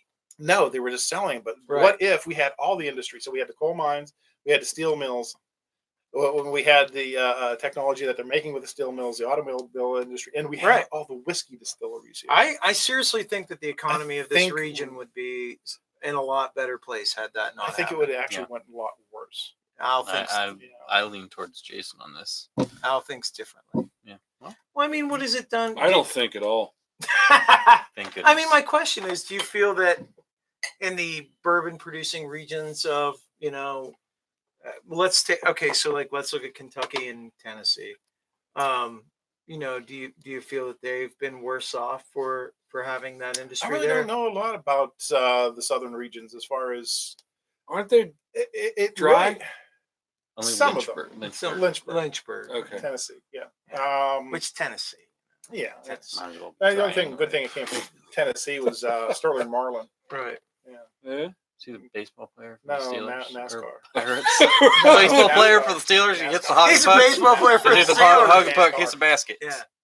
Uh, Well, that's an interesting But point. You think we'd be worse? That's an I I think I it would have haven't been really too considered much. it in that. You think it would have been too much? If I think possibly, yes. Interesting. But it's I hadn't it's just a considered that, guess. I honestly. mean, until it actually would, if it were ever to play out that way. But no. Do you think the state would have stayed as rural as it is? No, I don't know. No. I think it would be. I think I a think it lot of would the have been a smaller lot- cities would be a lot more similar to how Pittsburgh is now, Mhm. and then Pittsburgh Or- would be a lot more similar to like Seattle, Yeah. Right. which it's Yes. kind of similar right now, but it's a lot more booming there. Yeah. I think you would still have lots of rural Pennsylvania. Well, look at the whole Silicon Valley area over there. That would be what the, Right. the Right. whiskey industry would do for Pennsylvania. Just if As it Al increased said, that. combined with But- coal, and steel. Exactly, that's what I mean. Yeah. Because with all those these are hands, these are back-breaking tedious jobs. parts of it. I mean, there's the labor alcohol- Well, involved. you got to even look but at it there's now. Though marketing. there's no, they're not even there anymore. Well, no, most of those are gone. It's all been transformed. Thank God, whiskey still exists though. Well, yeah, because of Wiggle, and they brought back the independent distilleries, and thank you because of that, Coaches has a license in our own Cambria County. Right. Coaches. Yeah. Oh. Whiskey Hi. Trail. I just something that you put in the show notes you didn't bring up. Yes, the Whiskey Trail. Did I? Thanking Boondocks Firearms. Oh, oops. Oops, Dude! I messed up. By the way, By the way, by the by, for those of you who enjoy firearms, I did make a mention in the show notes that friend of the show, we've been on. He's been on our show. We've gone to his place of business and conducted a show. hell of a guy. and we're supposed to go back. And we're supposed to go back eventually. Hint. Hint, hint. John McFalls, what's up? John has finally received his silencer and suppressor license, His SOT. his SOT. So if you are looking for, One-stop shopping. yeah, Yeah. I've already got it all priced out. Oh, yeah. Which one? Brand new Taurus, Yeah. chambered in 22 Yeah. with the Sparrow Oh. Company silencer. Yeah. Yeah. Suppressor. There's a difference. Yeah, it's called a suppressor. I know. That's what I was. The thought it difference was. is it's a suppressor. suppressor. But yeah, 925. Oh. Speaking I of just- Patreon members, I was going to say, Yeah. I know I found a place that has two different types of barrels, and one of them is a threaded barrel. Or if I wanted to For- convert this thing, it's 730. you have done some math, haven't A you? little bit. Wow. You took your shoes off, didn't you? I did. Yeah. I actually had to have like Sid run the This little calculator. Like, pig. here's numbers. There's numbers. Okay, you guys Make go math. Yeah, tell me. Can I afford this? No. Okay, I might. I Okay. get to. Right. Back to the Back to the whiskey trail. yes, the Whiskey Rebellion Trail. If you're looking to Uh, assassinate somebody on the whiskey trail, see what? John McFalls. No, I'm telling you, right? This is not an 20 endorsement that's for a favorite. assassination. Yeah. Anyway. Yeah. Just to really some getting surmise there. real quick. Yeah. Show's by the way, not there's a- over, dude. yeah, we I can talk just- about Game of Thrones. Oh, well, I think right here it says visit. Yeah, take TA's his shells away right now. Then. So there's going to be a startup. It's actually going to be organized by Visit Pittsburgh. One of the first fiscal sponsors is actually Johnstown-based community See, that's pretty cool. Foundation of the Alleghenies. This is going to go definitely through our area. Well, they're selling multiple levels of tickets. Regional right? passes, They're right? s- $25 to $129. $25 to $149. $150. Yeah, $150. I'm not even going to pretend I can read anything that says. Rick says, so what about those freaking weird plastic wrapped Gumbies behind you? Whoa! I What? know. There's Gumbies, damn it. Oh, what is that? That's like, Is it time to do an ME spot? Oh, these are on sale right now. It's At on the sale, Music right? Emporium. Come on down and get some Schecter Come on cases. down and get some Oh. Schecter cases. Anyway, $1,670. Um, That's not price. No, that's not. No. um, number. So they're gonna have. Here's what's cool. They're gonna have various levels of passes. Yes. You can get in on whatever level you want. I believe I saw that they're gonna actually offer a yearly pass, or a pass that lasts a year, and you can kind of do it at your own convenience. Yeah, you're on the leads. You're across the. Do they have a free pass? No, Well, damn. that's what's No, different. No. I'm trying to buy a silencer right now. I can't afford But it. seriously, you mean a suppressor. God damn it. I know. Thank You're Thank welcome. you. I did Yeah, great, you're everybody. Thank we you. should. You did real good. We should. Well, what's this behind my screen? We should put this. What is that? Jay, Oh, hi. can we put a link to this in the show notes? I'll forget to do it, but sure. Sure, Because this okay, is yeah. actually something that people interested Somebody in our has to show take over my should actually responsibility care about. because I never do it.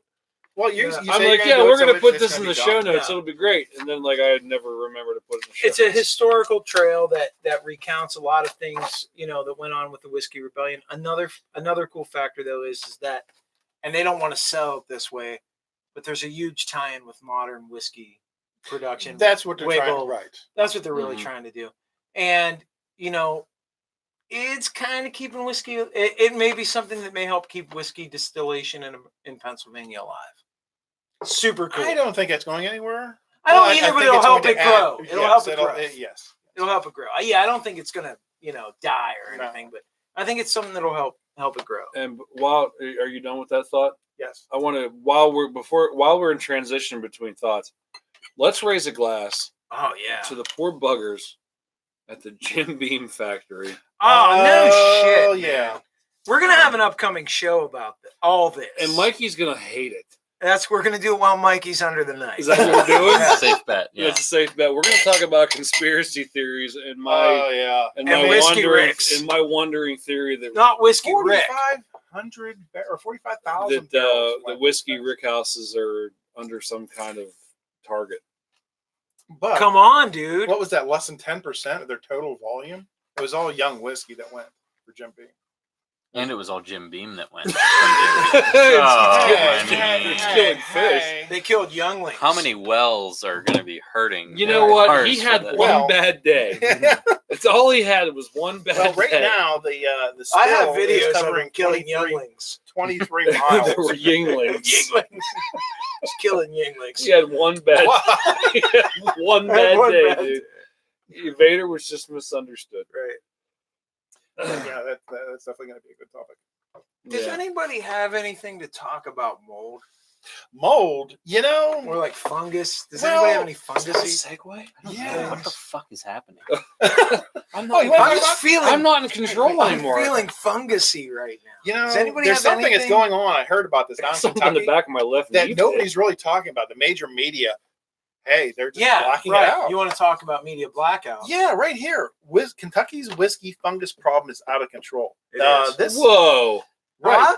Huh? You No, didn't even know that was coming. No, I did you? didn't. I didn't. As a matter of fact, what's out of control? The whiskey the- problem the or the whiskey whiskey fungus The problem? fungus. See this picture? There's a right here? fungus By the way, among us, people, dude. see that car with all Yeah. the black crap on it? They can't. That's fungus among us. Wait. So there's what this is saying that because whiskey production is in this town, that Well, listen this out. They'll random tell us. fungus is growing. Al's gonna tell It's us. called Kentucky. It's called a whole freaking state.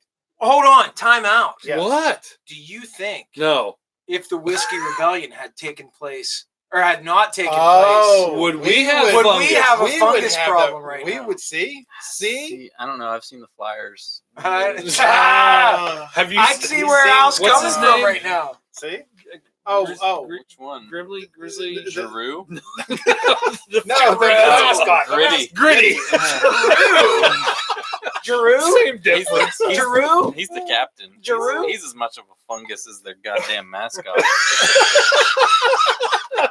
If there's any Flyer Giroux? fans listening right now, we're really not sorry. Unsubscribe. Unsubscribe. Giroux. Yeah. Giroux. Yeah. All of us Fuck are. you, I want Giroux, what you tell me. Yeah, there's in a small town in Kentucky, Shively, Kentucky. They used to take note of this black soot that covered the cars. Those racists. And Did you hear this that used to be white back in the early days of Disney, and now it's, God. now it's black? I did not. Hey, fuck Walt Disney. He was a pagonophobe of the highest order. A what? A pagonophobe. I don't know what that is. Pagonophobe. Pagonophobe. Pagonophobe. Pagonophobe. No, he had. Someone bring food, please. Walt Disney had a serious aversion to facial hair, other than his weird little Hitler thing going on. Oh, really? Yes. And that's what Pagonophobia is an aversion to facial Okay. hair. Did Whoa, not we'd know be that. fucked. Yeah, Yeah, really. absolutely. Fuck you, There- Walt there- Disney. There are 4 men of beard here. Well, I have a chin cover. Are we anti-Disney? Is that what that means? I think so. am absolutely anti-Disney. I say we make all the Yeah. mermaids black. Yeah. Whoa. Where did that come from? I think it's come from. Oh, you don't know what's going on. I do have you? Twitter? no idea what's going on. I'll fill you in later. Okay. The well, show's actually- long enough already. All right. Good. Well, enough. yeah. I mean, But wait, all I need to know right now is I want all the mermaids to be African American. Yeah. There's a remake of The Little Mermaid happening, Okay. and all the insecure little white boys are losing their mind because she's black now. They. Who They cares? casted It's a an live African-American live one. It's action? live action. Yeah, They it's a cast- live Does action. anybody- the Who the black fuck actors. cares? Well, It's just like right, so normal what? people, no, we don't care. We're like, wow, she's beautiful. What's the difference? Yeah. Great. I mean, is she a mermaid? And she can sing. Oh, It's there's it's like Halle another Berry, quality but of, not that Halle yeah. Berry. what? No, Haley? Barry. Wait, time out. Not Time out. Barry, Now it's Bailey. getting weird. Bailey, sorry. Oh, Halle okay. Bailey. I was like, now it's Halle- getting weird. yeah, I'm out. Halle Exactly Bailey. right. She's not. I watched a video on it today. There's a YouTuber who he's an African American guy, and he does YouTube videos. Most of them are funny, but this was kind of commentary on it, but also funny. It was basically a discussion. He portrayed both ends of the conversation of an executive at Disney and the one who came up with the idea for this Mhm. casting. And he basically said, like, we are okay with the fact that she's black, Yeah. but I'm not okay with the fact that it's Ariel who's black. Why don't you create another princess who's black? Another one. Like, they have one right now. How many white fuck's the princesses? difference? Ariel's green in the original. Well, it doesn't have anything to do with that. What it has to do with is the fact that why are they needing to give out this diversity just to be diverse? Why aren't you creating? Do you feel some- that's like a token? See, we've breached. I think that they're Well, trying to be we have diverse broached to be this topic diverse. before. Yes, with we Santa have Claus. broached this topic before with right. Yes. Yeah. And I do have to say that I do. There's a small part of me that feels like if you're telling a minority community that the only way to empower yourself is to Attribute- yourself Yeah, into a mold. that's pretty much exactly what he says. And I do have to admit, I don't know. Look, I found out about this like literally 20 seconds ago. I bet she doesn't have facial hair. I'll tell you that. But anyways, King Triton He's did right on. in the original. right, Big I don't know old why that's facial the beard. professor. right. But I do have to say, and I literally found out about this 20 seconds ago. But What's your thoughts? my thoughts are, I do have to say, I feel that to tell any minority community that the only way to empower yourself is to basically embrace being white in another form is not the right message. Right. So if that's what That's dude's, pretty much if exactly that what dude's he was message, I saying, can, I'm down with that. Right, but my beef with it and everyone else's beef with it is just like, Who cares? who cares? Yeah. If she wants to do it, great. Right. She's happy If that she- she got the role. Yeah. She's Go a ahead. quality actress. She can Yeah. sing. Yeah. I mean, there's a couple Run with different it. sides to it for sure. Right, whatever. Back to What fungus. it boils down to, before we move to the fungus, just real quick. I like is talking I think that- before I the think this fungus. This This is actually- obviously more let's important than battle fungus. racism before the fungus. Right. Yes, definitely. I Well, think that racism is the heart of the fungus. matter is that this live action of beloved Disney movies has just it's reached ahead. Like, why do we need so goddamn many? Why do we need Disney movies? Well, And I would saw, have the and I know Avengers if Mikey there was hates no it. Disney. Dude, did you? Yeah. Hear me out, because I know Mikey hates memes, and he hates all the Little Mermaid memes that are happening right now. yeah, listen to me. I want Guy Fieri to play Ursula. It's stupid. It's all garbage. Go ahead. It was That's- funny. that never was- mind. Well, Yeah, go, that- what were you gonna I say? would've took wanna it as hear big. you. No, It's gonna be- that's what it was. Oh, that's what it That Okay, had to so- be humor. so Come on. Mike- How could you think of that being serious? Here's the real question, I guess, at hand. Actually, he does really. The real well. question is this: is the actress slotted to play Ariel? Is she got that? Does she have that role because she's the best Ariel, or does she have that role because they're trying to present something? And I'm with dude if he's telling. I want you to watch the video because it's really fucking funny. Okay. It's a good video. Okay. Okay. I really do have a problem with sending that message to any minority. Yeah. You know, that the Mhm. only way to empower yourself is to basically step into white man's shoes. Well, it's already gotten bad enough with. I feel like the whole country in general has gotten to this point where they just feel like casual racism is fine now. I wonder why. I wonder if it has anything to do with our leadership. I think well, I mean, you know. But I got into it with some idiot on Facebook because he said that the only reason that he won't watch the new Lion King is because Donald Glover's playing Simba and he hates his music. What? Well, that's a reason. That's a reason. And I literally just went off. I was just like, okay, Do you realize that one of the most famous Disney That's characters, how My goodness. Buzz Lightyear, he Okay. was the actor was arrested for smuggling cocaine in his asshole, and you won't watch this movie because you don't like the music. Right. Like, right, if you think right. someone is so deplorable that you will boycott their movie because of their music, you're a fucking racist. Yeah. It has right. nothing to do with Yeah, anything yeah. else. He's like, I'm not fucking talking about Buzz Lightyear. I'm talking about The Lion King. All right. There's no point. Why do we talking. even need a fucking live action Lion King, anyways? Like, that's a big That's question. the- of mine. that's- And that's the what I big thing said. that's coming That's what around. I was talking about. That's with all they're doing. The Little Mermaid. Everyone wants to make this whole thing about, like, oh, they cast Ariel as this. I don't want to watch it because of that. Maybe we should just vote with our wallets and just not watch any of them. If you're sick of the live actions, don't go fucking see them. But I'll see The Lion King. I want to see that one also. I don't know if I'll go. I'll wait until it comes out. We'll buy it probably.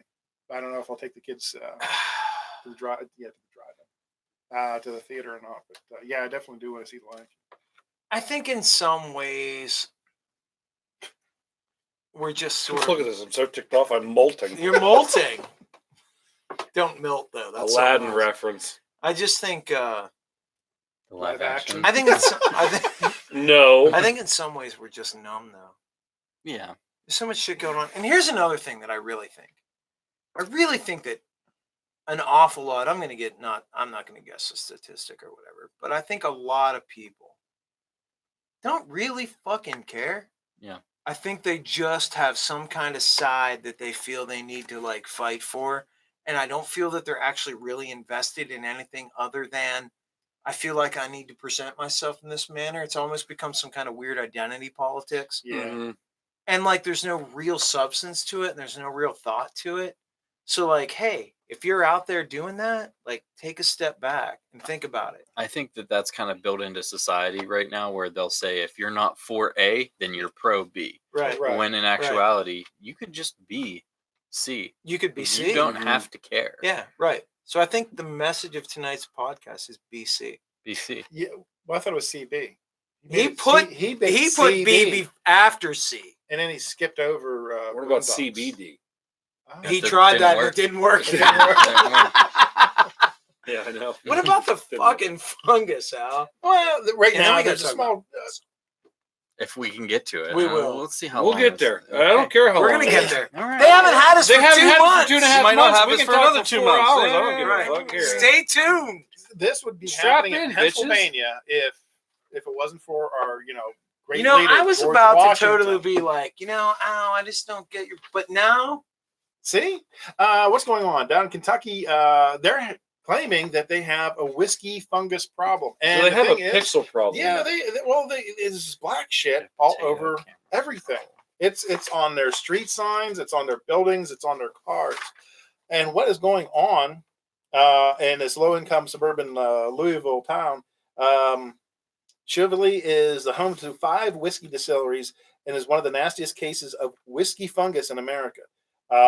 It's driving down residential streets. You'll notice everything's covered in this black fungus. The only thing you can do is power wash and clean everything every couple of months. what if you throw whiskey on it? What is the fungus? Is it a like deterioration? Well, the thing is what they're saying. It's just as far as- unsightly. What? well, yeah, it is. I wonder if it unsightly. poses I mean, an actual health problem. That's what I'm wondering. Well, Yeah, It's is it like a mold. spore? well, or it's a not, I mean, mold? we're alive, so it's not affecting us. As soon as we die, I'm imagining that their bodies, decompose Dude, if really when fast. I die, if I become whiskey fungus, like I'll be in heaven. Dude, Well, I will like. I don't That's think- yeah, that is that's- it. I will praise you. but it's Thanks.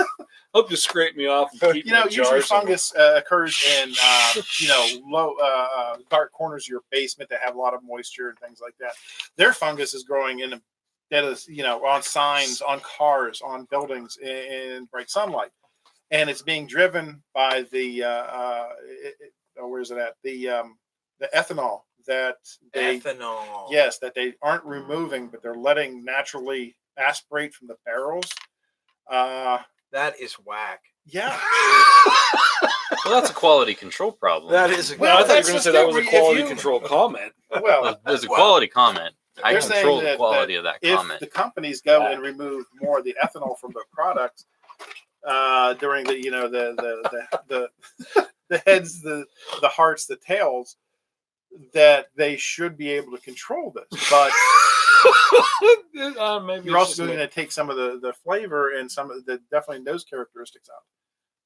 What, are we cooking roadkill? Like the head's No, the heart, okay, the so tail, and you're the flavor. You're saying that this actually affects the quality of the whiskey if they don't do this. Well, yes, because you're going to go and eliminate some of the more of the volume of the product before you barrel it, so it won't be there to. To me, it sounds though it. You said it's an ethanol problem. Well, yes. Well, isn't that what when we went to Kocho, what they said that they remove anyway? True. no, that but wasn't No, just that.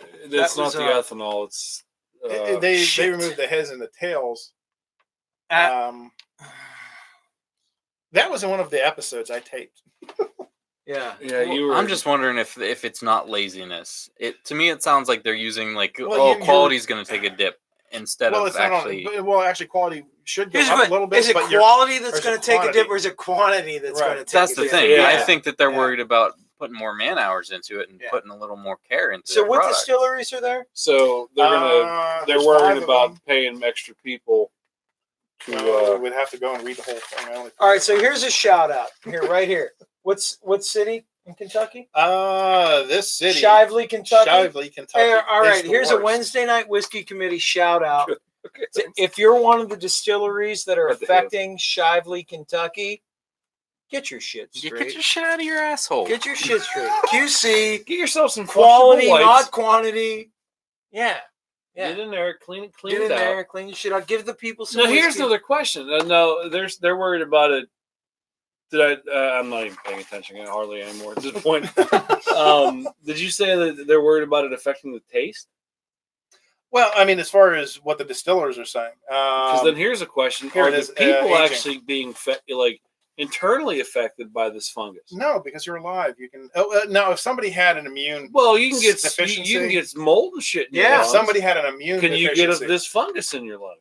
if somebody had an immune deficiency, Times you gonna Probably. keep saying it, Al? well, but that's just it. A Until I normal listen? person. I mean, we go out in the woods. You turn over a leaf. I mean, they're all molded. There's Right. there's mold everywhere. Turning over a Oh, Pure leaf. Like I didn't drink more of So this. it's just one of those that yes, our bodies automatically just defend and kill all that crap. Right. And of course, alcohol will. Long take care story of the rest. short, but QC, yes, get your shit straight. but I didn't even know this. Yeah, as far as there was an issue with producing too much or just distilling. That's a really interesting article, honest to God. Yeah. It really is. So before we move on to the We're next, already moved on. Go on. no, yeah, it's gone. Oh, you want no, I you want- want to de-segue my segue? no, I don't. I want you to take away the man's firearm. No, we're Alright, not quite just there take the yet. We're not bullets there out. yet. No, we're not there No, yet. No. Okay. I don't know if we're getting there, but we're going to. Oh, We're no, getting there. we got other things first. Oh, We're getting there. We're not there yet. And then Wait, is that in the show notes? We're getting there. we're getting there. I don't fucking care. We're getting My good buddy Mike and I, there. Oh, yeah, Yeah. a little while ago. you guys seceding from the show? No. A new show. It's called New the- show. The Tuesday Night Turtle Committee. Right. Tuesday, We're going to talk about salmonella salmonella. and yeah. No, we went and saw a movie. You want to talk about that? Yes, let's talk about it. All right. Do you wanna lead him into it, or do you want me to? You can. Okay, so there was a movie that came out 2 years ago called Hereditary. It was the debut film. It was a horror film from a director by the name of Ari Aster. Ari Yeah, Aster. that's how I would pronounce it. I heard of it. And it was one of those things where there was Best a horror couple movie of the year, trailers. dude. Yeah, there was a couple trailers for it, but it was one of those movies where definitely the trailer didn't do the movie any justice. It painted it as like a jump scare, like just run your mill horror movie. So I was hesitant to see it until there was a lot of word of mouth on this one. It was like, if you love like traditional horror, if you love unique horror, go see this movie.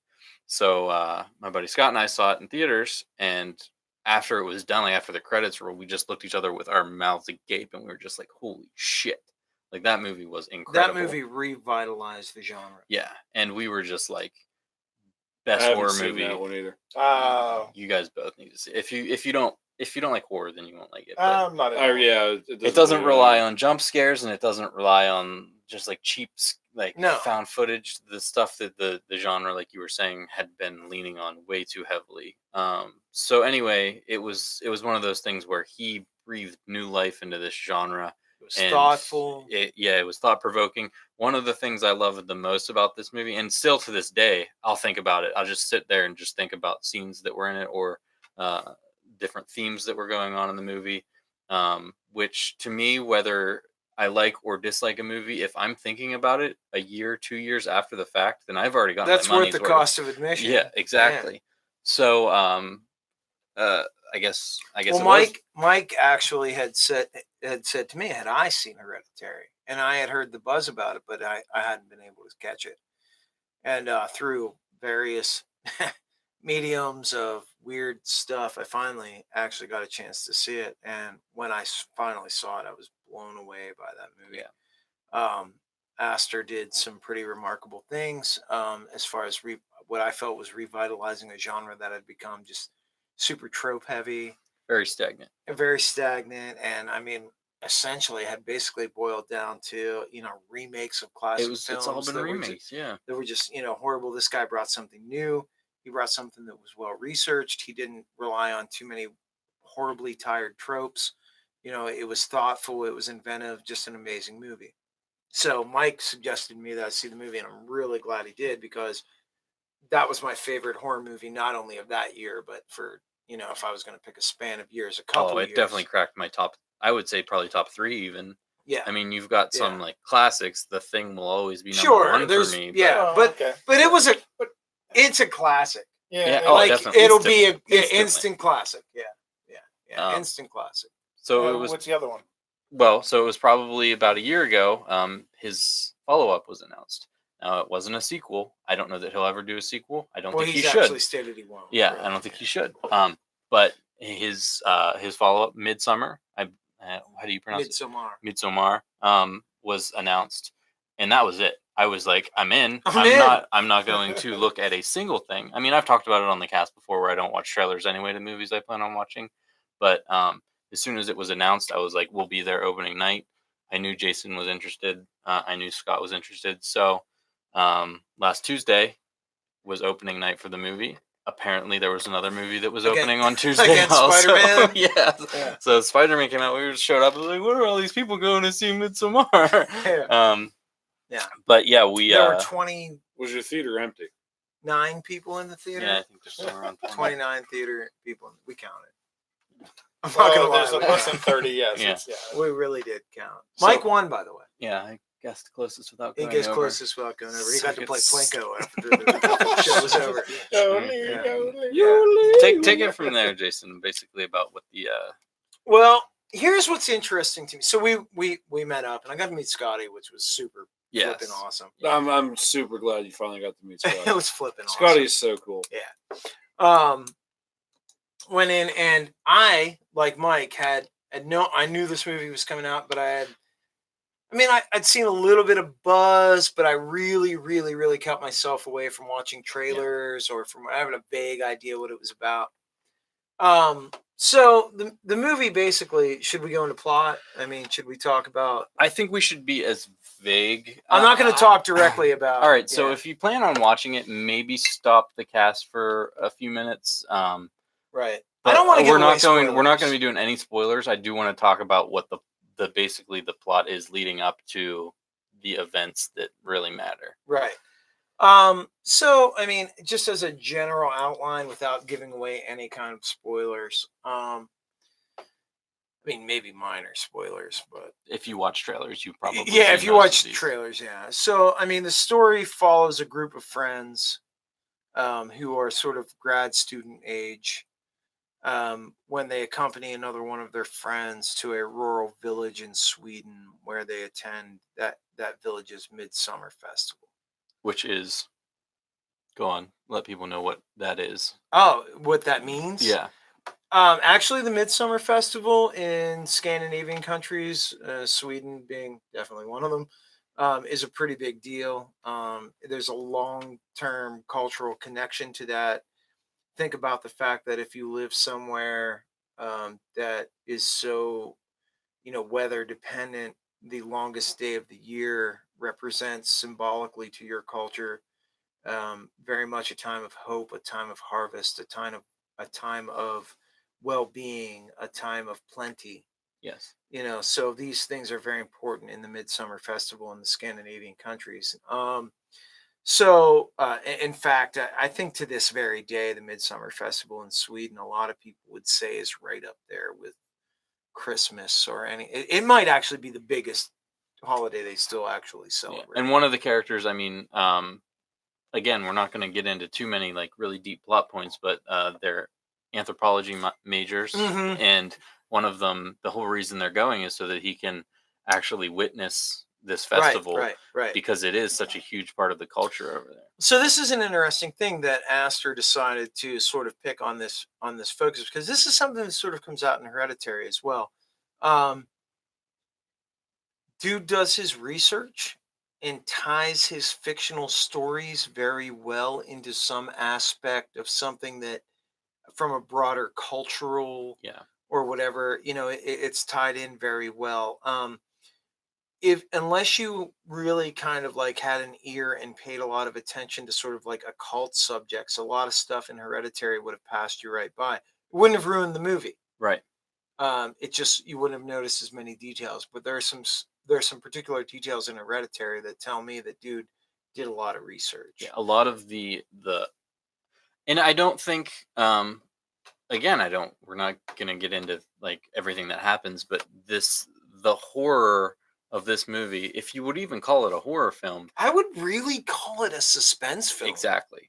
A lot of the terror that comes in this film is grounded in reality, whereas sure in is. Hereditary, a lot of it is towards the supernatural. So you know what? There's some like paranormal stuff in Hereditary that takes over. Yeah. But this movie could happen. Oh, You exactly. know what I mean? You're like, this could happen. Yeah. Which adds a whole other level. It's a suspense movie for sure. It's not like a horror movie. But in some ways, it's more horrifying than Hereditary because you're like, that shit could go down.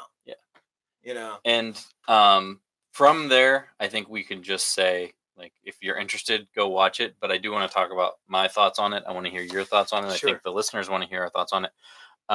As soon as the credits rolled, as soon as we knew that the movie was over, I kind of just sat there, and I think we all kind of did, and just tried to swallow what we just watched. And anytime I finish a movie, I try to do like a grade in my head and say, like, what did I think of this? Was it a pass? Was it a recommend? Did I like it? Did I not? And I couldn't decide. And I even told these guys, I was like, I don't know. Like, I think I liked it, but I don't know. I need to think about it. The last movie that I actually had that same reaction to was the movie Annihilation with Natalie Portman. Right.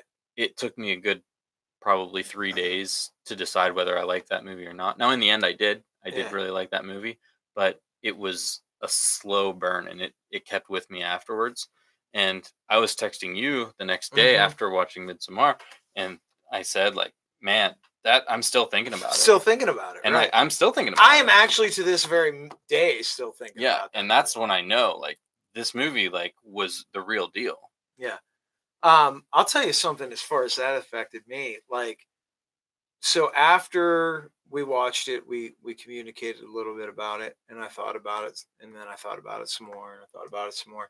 And I'm going to tell you that right now, as I'm sitting here at this moment, this could sort of change or whatever.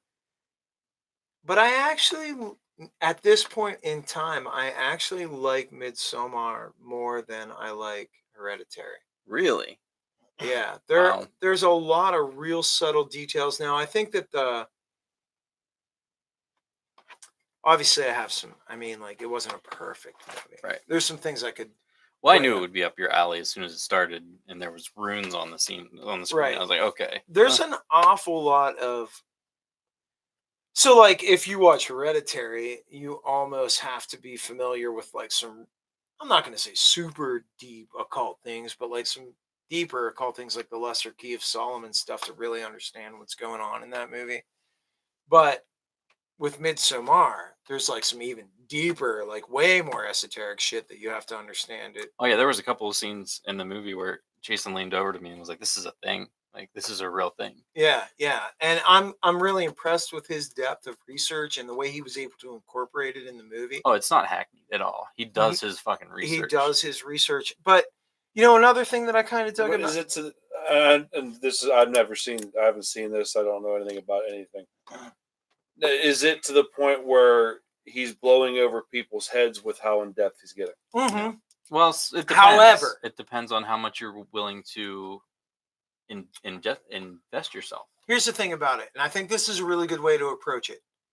Yes, it's over your head if you have no idea the depth of it, but it doesn't affect your that wouldn't it only adds depth to the movie. It wouldn't hinder your ability to watch Okay. and enjoy it. Does that make sense? Yes. Yeah.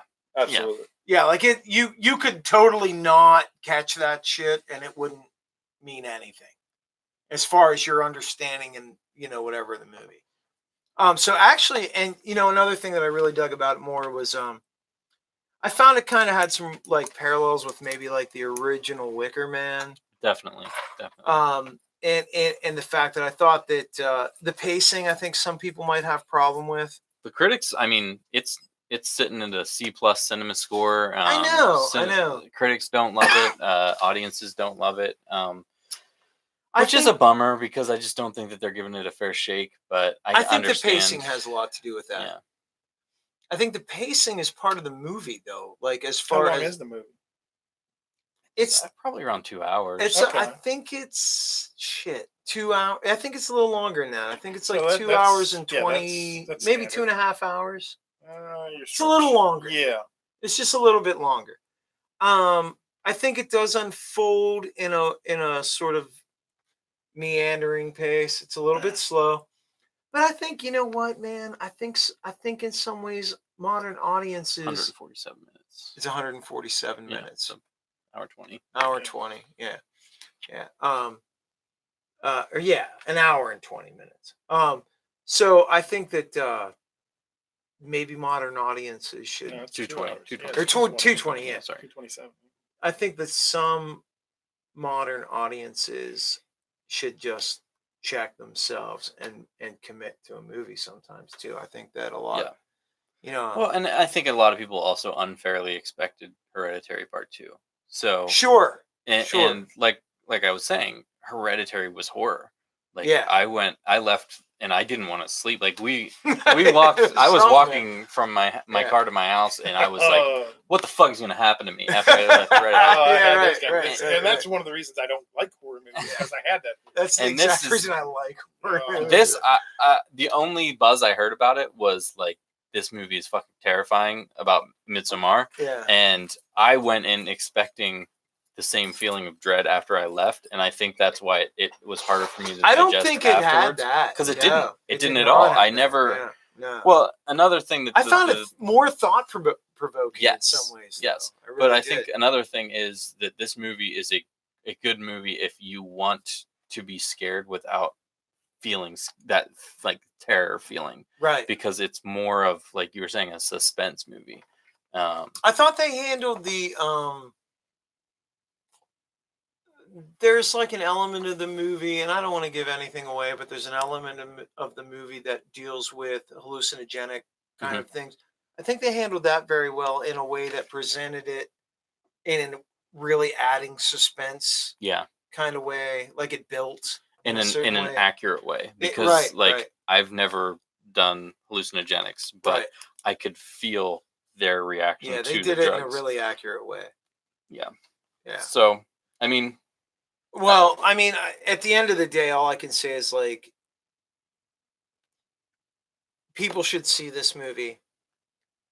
They should commit. If you're of that bent, you know what I mean? If you're not a horror or suspense fan, if you just want to turn your brain off and watch a movie, I don't recommend it. it's not a good movie for that. If your movies, If you want to turn your brain on and watch a movie, it's a better movie for that. yeah, if you Yeah. want to get your money's worth, Yeah. I highly recommend Right. it. And I there's can't only- recommend it enough. There's only one jump scare in the movie. Nice.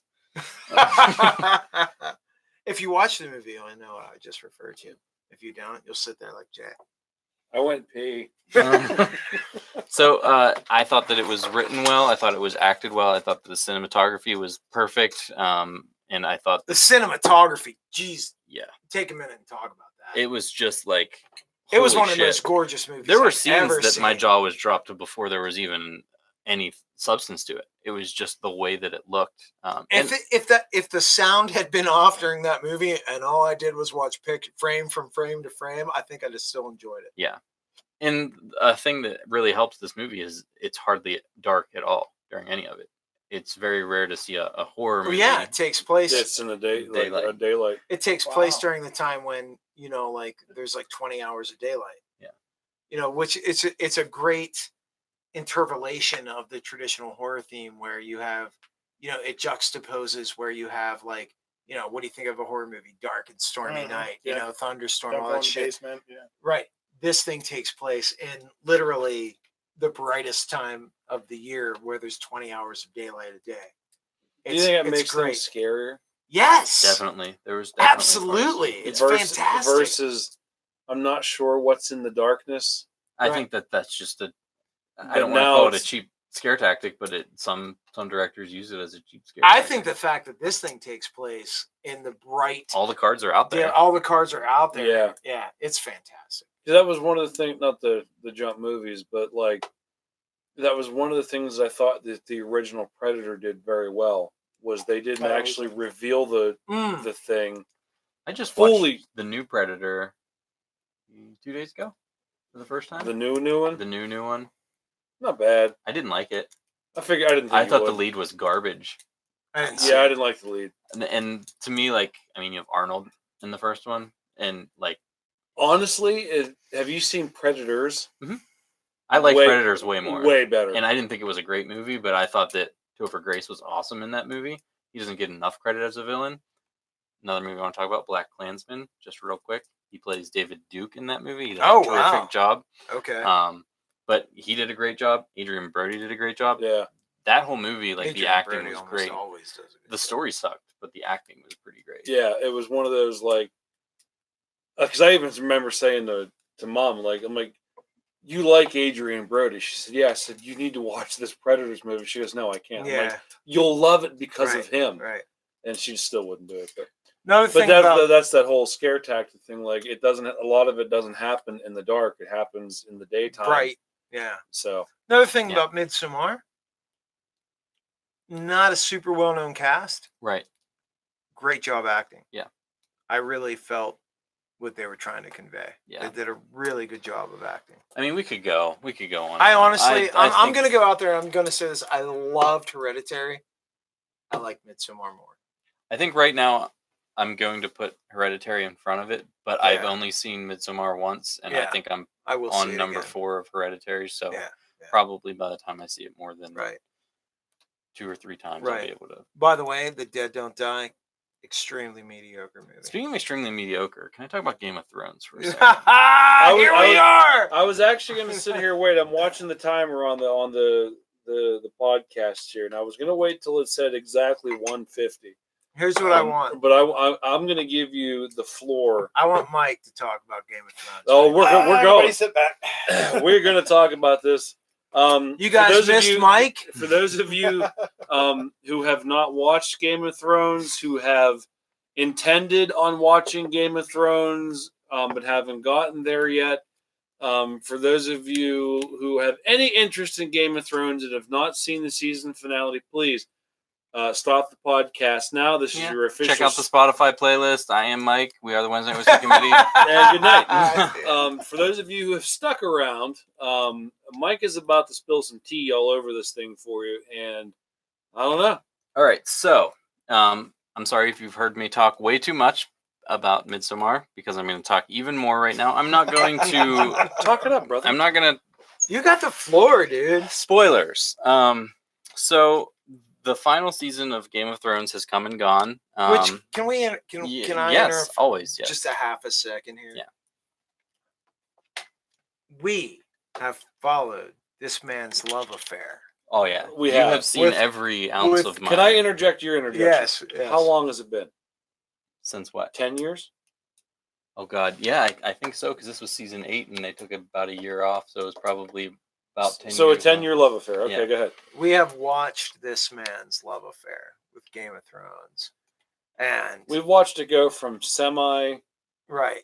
to chubby. I mean, we've gone from not really flaccid. He was never really flaccid. No, he Never- was in all the never have way been. when Right. like Have you know, been. he goes away back to school and then he comes back in the fall to work here again. And all of a sudden Right. he's wearing like all the House Stark stuff. And I'm right. like, oh, right. so oh he, yeah, yeah. yeah. So, I guess, yeah, why don't we start there? I mean, you should talk about yeah, how much it means. I'll talk about how much it means Yeah. to me. Yeah. So I grew up, I mean, we've talked about it on the podcast and we'll talk about it forever, but I was and am a nerd. And I have grown up, I grew up playing Dungeons and Dragons every Friday night. And reading Martin. Okay, hold on, real quick. Have you read all the books? Yes. Were you satisfied with that? With the books? Yes. Yeah. Yeah. Okay, absolutely. great. The books aren't done.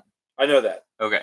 So, So he has a chance to ruin this for you too. And Oh, there's also the one thing that should be said about that though is that there's no like the books aren't done. I'll get there. No. Yeah, I'll he'll get talk. there. about Yeah, it. yeah. No, and the books don't follow the TV show. So, Well, of course. like I said, After I we grew saw up. the ending, they won't. I grew up kind of in like society's corner.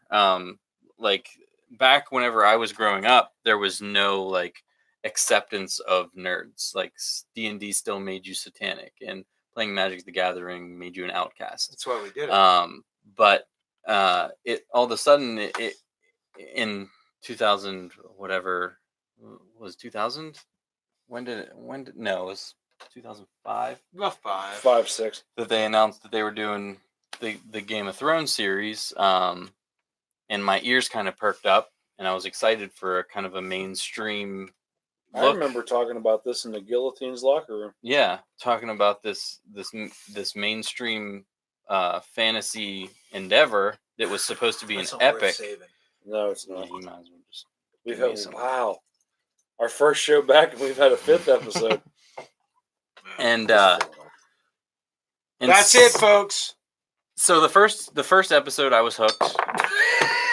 The first season, I fell in love with this show, and I wasn't alone because No. it became Not at all. it became cool to like this show. And Game of Thrones is not so much your pen and paper Dungeons and Dragons adventure. No. It's Not at more all. of a modern. It's a modern story in a fantasy setting. So you have dragons, you have magic, but you have events. That's a really good Yeah. description. But you have events that you can relate to. So Right. it's not like, okay, well, the werewolf stole the dragon's eggs or whatever. Right. You don't have any basis in reality there.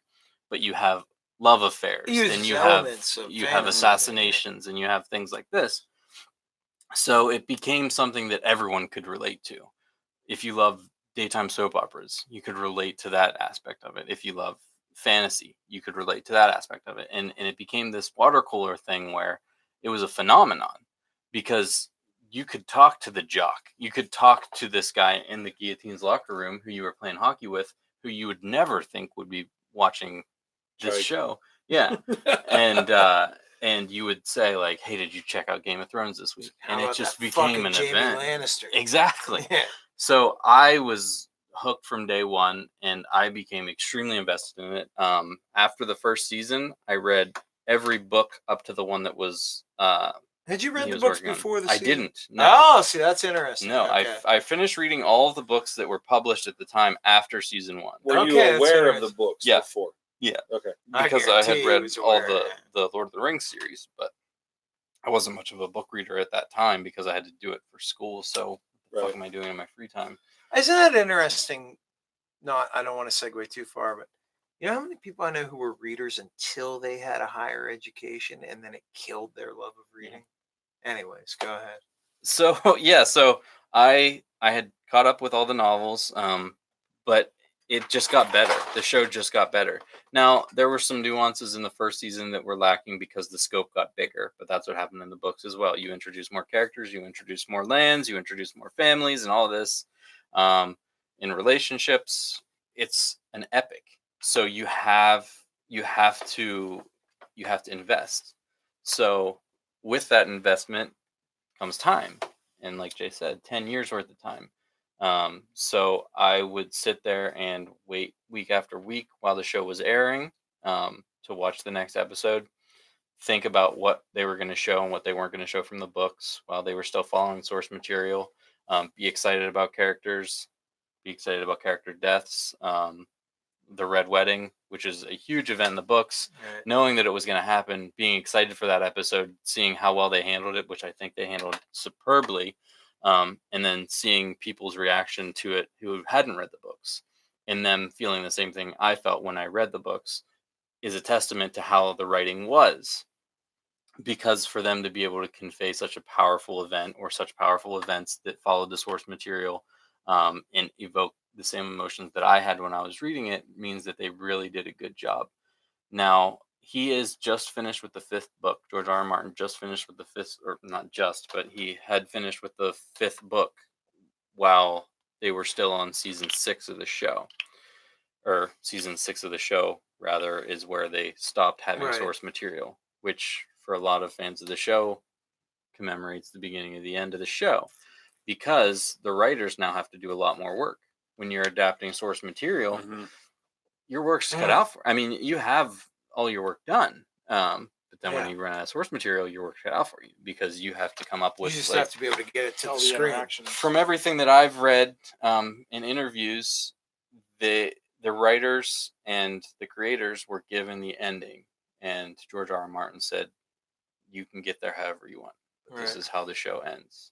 It ends with X on the throne, and it ends with X dead, X whatever."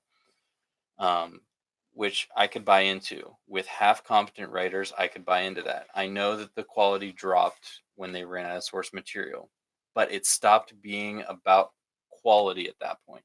It stopped being about the relationships like it was in the first 5 seasons. That's what made it special. Exactly. It stopped being about, like, this the I had this fear every time that there was an event after I had caught up with the books. I had a fear every time that my favorite character, Jaime Lannister, would, like, anything would happen to him. Like, I didn't know what the fuck was going to happen to him, and I would, like, literally just be like, "Okay, what now though? Okay, what now though?" And then after they ran out of source material, they didn't care either. And for them to stop caring means I need to stop caring. And season 7, that's right. Season 8 was last season. Yeah. Okay, season 7 took a dip in quality, but we all knew that it was going to end soon. Like, we all knew that there was one last season, and my hype train was still going strong. I mean, you all knew that because you all saw me before the series, the season started. I mean, we got all the Game of Thrones whiskeys, or a lot of the Game of Thrones whiskeys. Yeah. Oh yeah. I It's been a thing. I still like Game of Thrones merch and everything up until that point, even though the quality had dipped, because I was excited to see the conclusion of my favorite thing in all of entertainment, period. I mean, Right. that's what it was to me. Right. Like, Game of Thrones was it for me. And the first episode of season 8, which is where I'm going to start the discussion. Sorry about the time.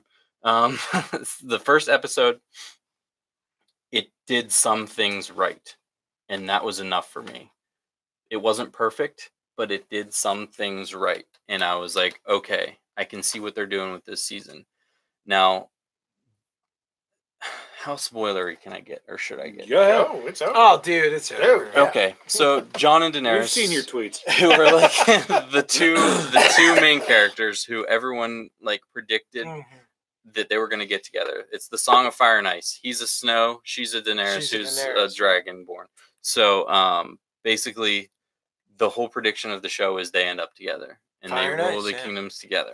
So at the end of season 7, they end up together. Season 8 picks up with them together, and all of a sudden, like, this is the greatest love affair of all time. Like, you're supposed to believe that, like, and everything that happened in 7 seasons, and you see all these relationships blossom and fall apart in one episode, I'm supposed to believe that this is, like, the greatest love story ever told. Right. I don't buy it, and it was hard for a lot of fans to buy that also. And then some other things come They to didn't light. build that. Right? They didn't spend enough time with it. They just made you, like, accept it. Exactly. And they did that with so many things this season. Is they just gave it to you and said, "You've put in the time. You need to accept this." And just as a digression, I need to say that the reason that it ended with this season instead of going on for more seasons, because HBO wanted more seasons, why wouldn't they? It was printing money. Sure. Is because the writers were offered a deal from Disney to write a Star Wars to do a new Star Wars franchise. Oh God. And they took it. They took the money and they said, we're done with Game of Thrones at season 8. So their greed is what killed the show, and they killed the show.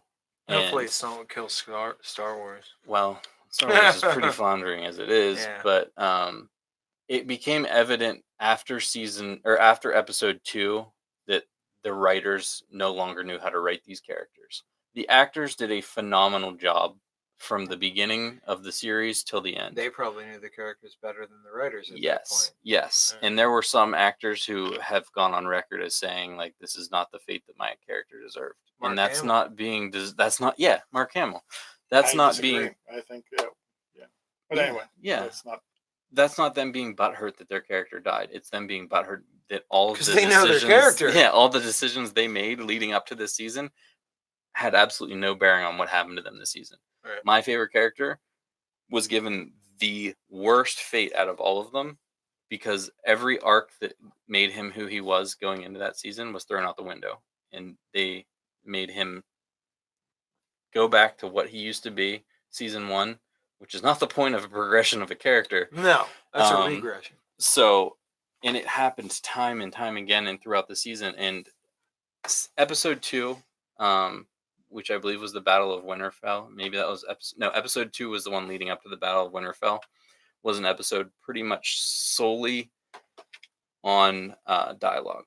There was no like fight scenes or anything like that, and it was dialogue between characters that never had dialogue with each other throughout the whole show, and it was awesome. Like there were, Yeah, that's cool. Yeah, there were characters meeting, and I got goosebumps. Yeah. I was like, "Holy shit!" X is with B, and I Yeah. love both of them, Yeah. and I cannot believe they're sharing screen time together. They're having a natural conversation, and it was just the actors, and it See, was that's them cool. living through their characters. And I remember feeling kind of sick at the end of the episode because I knew that none of them were going to, like, most of them weren't going to make it through this next battle scene because the next one was supposed to be one of the biggest battles in the show. And I knew that, like, my favorite characters were toast. And, like, I missed that feeling of dread, like, knowing that, like, okay, Yeah. my favorite character is not safe.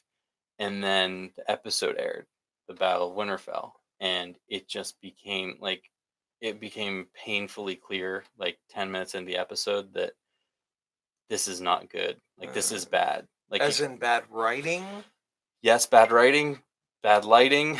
Like, it was the darkest Oh, episode just of any. execution It was, as well. just in general. Like, See, I haven't seen it. it was like, imagine, because it was the White Walkers and the Whites, Right, which are that's like the zombies of Westeros, invading Winterfell, which is full of all your favorite Big deal. characters and like a full army. And It's like the Battle of Helm's Deep, but just not as cool. just With literally whites. no good at all. Yeah. And in dragons, and you expect this to be like this amazing battle, and there's scenes where like the whites, the zombies, will like overrun groups of your favorite characters, and you're just like, fuck, did I just watch Arya die? Right. And then 3 seconds later she's just fine, and it's not like her battling her way out of it. It was she was engulfed and now she's fine. And this happened time and time again, like waves of the undead, waves of the undead slam onto the, and then everyone's okay. This is And Moxia.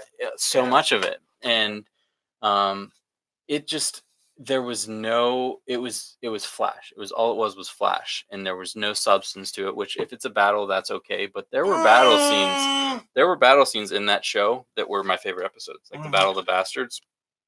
Perfect television. Like, that's the perfect episode.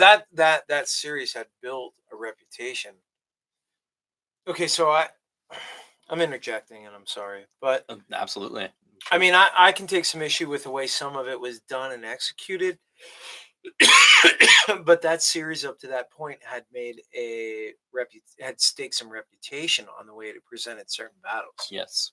And now what's happening is we're taking that reputation, we're just selling it completely short. We're just being really shallow with it. Yep. Not good. Yeah. And so after that episode ended, I was done with the season, and I felt sick, like I did the episode before, but for a completely different reason because I knew that my favorite show was done. Not your favorite character, your favorite show. My favorite show was Toast. And basically from there till the end of the season, they took so many things and just shit all over them. They took character relationships. That episode ended with the Night King, who was the main bad guy from the whole show. Basically from the first scene of the show, dying in the most outrageous way possible. Like he like shows up again. It's there's no point in going into the details of the scene, but it would be just like a whimper, not a bang. Right. When he's supposed to be this like main antagonist for the whole show, and no, We've got 7 seasons building him So you're up. like saying it's like Snoke dying. worse than worse than that because, Well, yeah. Snoke was in it for two movies. Right. No, This has been 8 seasons, Yeah. and there was no answers as far as why he was the main menace, why he exists, what the purpose of him being there is. It sounds like these writers are perfect for Star Wars. Exactly. and then from there they make Daenerys the bad guy. After Yeah. they kill their main bad guy, they make her the bad guy, which I thought was another thing that I could suspend my belief on that if you had Yeah, given but after enough you time. built Daenerys up like that, I mean, Yeah, why the just... the descent to madness makes sense if you are given the time, but you can't go from one episode her being like happy and carefree and like too much suspension of disbelief per episode. every turn you are expected to just be handed this truth and believe it and accept it. And Yeah. I literally have never been more disappointed in anything in my life, and that's not an overstatement. I've said it before, and people will laugh and be like, "Are you kidding me? Like, you are divorced? Like, you're not." And I knew my wife for 5 years. I knew Game of Thrones for 10 years. I loved Game of Thrones. At the end of it, I didn't love my wife. So. Oh man, And that was the best statement of this episode. is that going to be the show episode? Yeah. I love That's a Game of Thrones. I didn't love my wife. I felt more betrayal from Game of Thrones, to be honest. That's a heavy statement. And it's gotten to the point now because my brother started watching the show because he has HBO, so I could finish it. And I told him to stop. I told him to stop watching, and I will recommend that to everybody that I see. Wow. When before, and you guys know, I would recommend Game of Thrones to literally fucking everyone. Yeah. It doesn't matter. Rick Wertz, I mean, he just, I knew he liked Lord of the Rings, but I recommend Game of Thrones to him. I recommend Game of Thrones to everyone. Whereas now, if you hadn't started it, I would say do not start it. That's fucked up, dude. It's bad. And it's, to me, it feels like, To sit here and hear you say that, yeah, knowing where we have... See, now that makes me have to watch it. Now, what if you went up to season 7 and then skipped to the last title of 8? no, No. don't do it. What you're doing, you're pulling an Edgar Snyder right now. You're like running to the ambulance. You're like, no, I have to watch it. Yeah, It's not a good bad. It's not a good bad. I mean, because it's not so much that, like, I know I tried to start watching the episodes, and I made it through about 5 or 6 of the first season. Yeah. And I was so in. I made it like season 4, and I was in And- my accent. The only reason I quit watching it was because the manner in which I was watching it had become unreliable. That's what made too. And it was just difficult because I wasn't ready to skip episodes. I'm like, this is gonna be too big. You can't do this. But now knowing that, like, my whole plan the entire time was like 1 through 7. Like, I'm going to go buy the Blu-rays with the digital codes. I'm going to watch them all, and then I'm going to watch 8, and it's going to be awesome.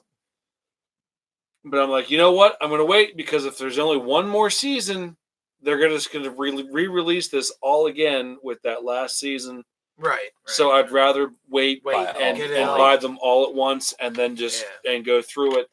And I still intend on doing that. Me too. I'm going to watch But it just for the simple fact of, I want to see if, now granted, I'm not having the time invested that you have because you spent 10 years. Well, it's like the whole Star Wars thing where if you never watched the original trilogy and you watch the prequel, without watching that, if you Yeah. watch those, is it really as bad as people say, or is it because of the nostalgia that people have with the original? Good point. original show? Right. Very good point. And that's what I want to didn't see have a if I problem with experience that because We're gonna I kick have. Al out of this Yeah. show in a minute. Well, I'll okay? tell you. What did he say?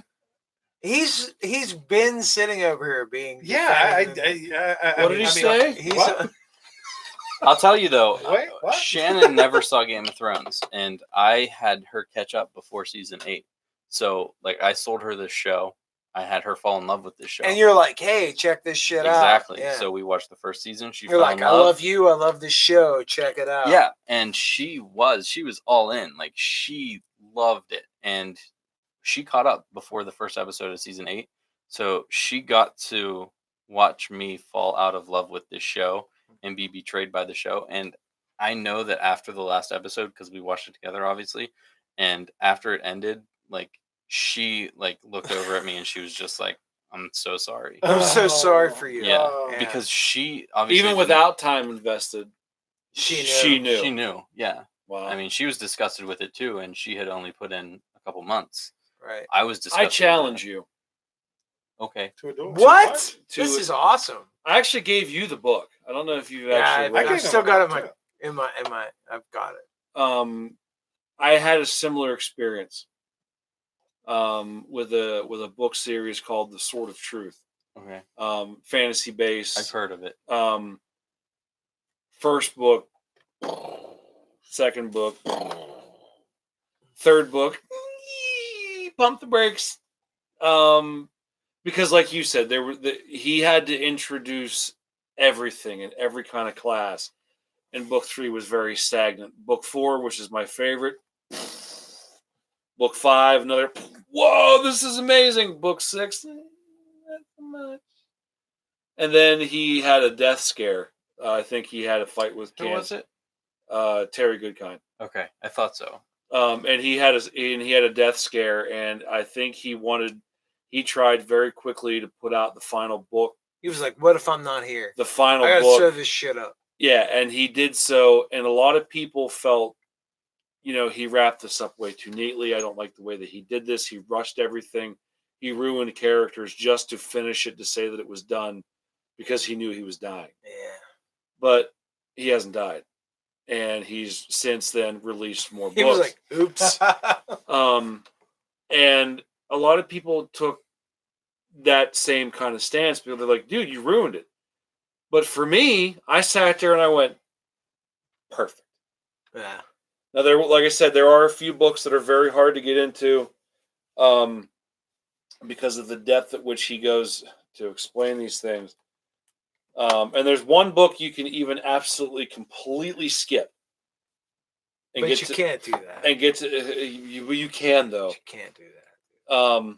It took Can't me do that. 3 times to try to read that one particular can't do book, and I that. was just like, Can't "What do is this that. even about?" Tell him you can't do You that. shouldn't do it. You can't do that. You Well, shouldn't do it. I'm pretty. You didn't say I, you can't. Hey, You you shouldn't. I have them, and if you're interested, I'll probably just do audiobooks.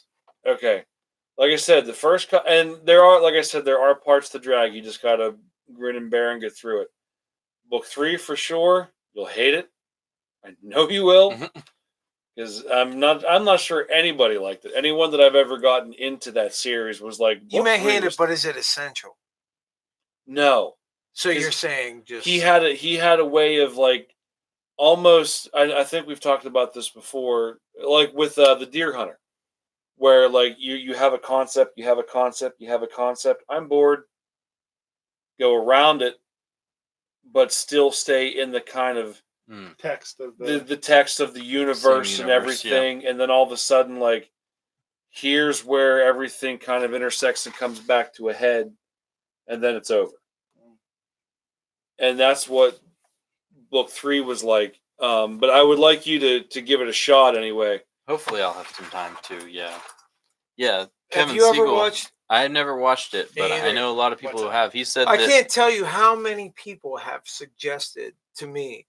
So Kevin says, I understand where Mike is coming from. It's how so many of us felt with the final episode of the Battlestar Galactica reboot. It was a massive Oh letdown. yeah, I never watched yes. And I never so I watched the don't know. reboot. I never watched any of it, so I'm out. I agree with you, Kevin.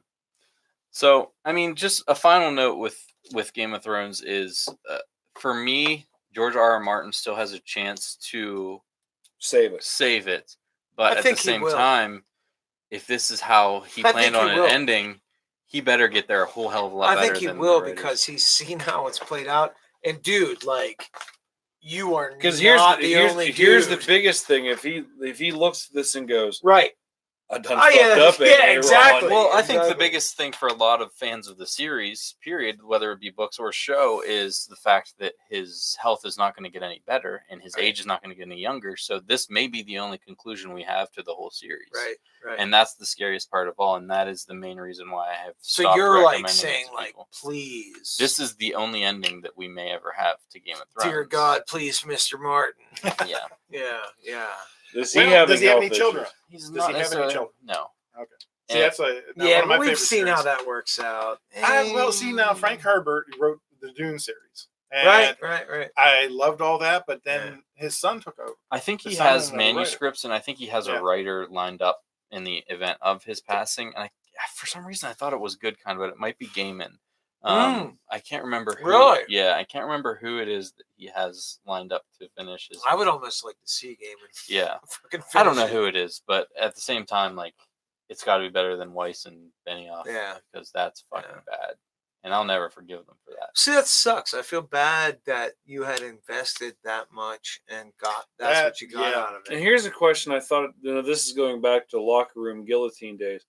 Is this statement correct in like the first few books maybe of Game of Thrones? Each chapter was told from the perspective of a different person. Not each chapter, but every chapter was different. Yeah. So it's not like every chapter was a new character. It was like this one's It did Sansa, alternate, this one's though. Jon, this one's Tyrion, this Yeah. one's Sansa again, this one's Robb, this one's whoever. So it made the reading a lot more easy to follow because it's not like you're sitting there droning through chapters of the same narrator. Because you're gonna have a little girl narrator for one chapter, and then you're gonna have an old man, and then you're gonna have someone who's like completely different, part of the world. In a different perspective. Yeah, and I thought that was like perfect writing. I Yeah. loved it. It made it so easy to read because like not only are you told how they feel, but you feel what they feel. Like I really, I'm more If it's a familiar. great writer, yes, you feel what they feel. Amy says, I agree with Mike. The end of season 8 left a lot of people wanting. Yeah, It it Who was is that? Amy Conway. Amy Conway. Well, thanks That's for Awesome. Amy. Welcome. Welcome, maybe. Yeah, and it was just like I said, if I hadn't invested so much of my time and energy and life force into the show, I wouldn't have felt as betrayed as I was. Right. But for the directors to basically say, "We give up," and for the creators to basically They knew they had say, limited time and they had to complete a task. Now, see, I have more familiarity with the books than the HBO series. Yeah. So, I mean, I don't know. It's just kind of interesting. And those I will still recommend. right. See, Because I hadn't They're absolutely. still going, and They're the quantity, fantastic, as far as yeah. I'm concerned, as far as everyone's concerned, the quality hasn't waned. No, on those. right. See, that's I've only made it to like season 4-ish of of the series because my ability to watch them was compromised. Like it was, but it's weird because you are certainly not the only person that has voiced this to me. I mean, the actors right, have right. literally It was all gone over Twitter in when it came out, interviews, yeah. and said like the main character, Jon Snow, or the guy who plays Jon Snow, Kit Harington. Someone asked him like what he thought, and he like just laughed. And like they have video of the table read of the final episode, and he looks sick in his stomach, like whenever he reads the finale of the It's show. like a whole Mark Hamill thing. It's not me. It's Killing. the show. What's that? Right, You're yeah. killing me. Don't It's look like- at me. I'm just. Hold on, just I want to get- say this louder for Smalls. out. It's You're like a killing Mark me. Hamill You're thing. killing Yeah. me, Small. Well, the thing about Mark Hamill Mark is wrong. his character suffered a very unfortunate end at the fate of the writers who had no idea what they were doing. Yeah, that's what it was. It wasn't the fact that they kept along the same thought process.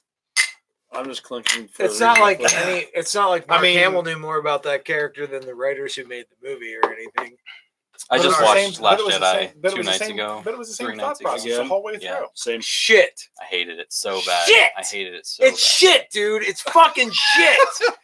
Did you see Mark Hamill's latest thing? Because he's apparently in the next film. Force Ghost, I'm sure. Yeah. And, Fucking Force Ghost, and they right? said, Force Ghost from coast to coast. What? Coast to coast, and they Force said Ghost. that they asked him. They said, I forget what the phrasing was, but they said like, "How do you like? What's this last film? What is this last film?" And he very coldly said, Paycheck. "My last appearance in the series." Wow. Yeah, well, yeah. Dude, I think we need to wrap it up. it's fucking Yeah. shit, man. It's We could fucking probably shit. go on about Star Wars now for another Fucking 20 That's, minutes. shit. that's going to be another episode. That's the name of this episode. Fucking They shit. they Oh, prolapsed all over that prolapsed on shit. organic. Prolapsed The fucking shit. fucking shit. Hey, how about we go back? Let's not forget it this time. Yeah. That would be a shit. That'd be a Fucking shit. prolapse storm. A prolapse storm. Let's wrap up this episode. It's been a long one, and we appreciate you all for tuning in and hanging out. Let's end this episode the way that we've ended every episode up to this point, except that one time. Except where that one time. I Well, forgot Mark Hamill. one time. What are you listening to this week? And if you're unfamiliar with what happens, basically we have a growing playlist that is on Spotify. If you search the Wednesday Night Whiskey Committee, you will find it. And basically what we do with every episode, we add more songs to it, so you know where we are in our musical taste. We're all musicians, by the way. Oh no, Except for Al. I'm a sound man and He's a a DJ. sound man and Yes. DJ. I'm on the other side of the stage. Yeah. Yeah, and he affectionately, one time I'm trying to set up my PA, and he's like, dude, you fucking drummer. I did. And the thing is, after I said it, it's just like, oh my god. And see, that was like 7-8 years ago. And he's like, dude, It's just like I knew he's gonna. He's like, you you fucking you drummer. fucking drummer. That's what he said to me. So I let's remember So if there are any fucking drummers out there, Was that it? That was at 4Ds, wasn't it? no, that was at my garage. Oh yeah. Yeah, thanks. Yeah, you're welcome. Dick. Oh, you. So anyway, what are you listening to this week? Let's start with so with Al. yeah, Al. Oh hey, Did anybody die this week? I've been around. I'll stick around. Foo Fighters. Foo Fighters. Fighters. Foo Not- Fighters. How is that Fighters? Okay, Yeah, 1995. I'll stick around. I'll stick around. That's I'll stick around. I'll stick around. All right, very cool.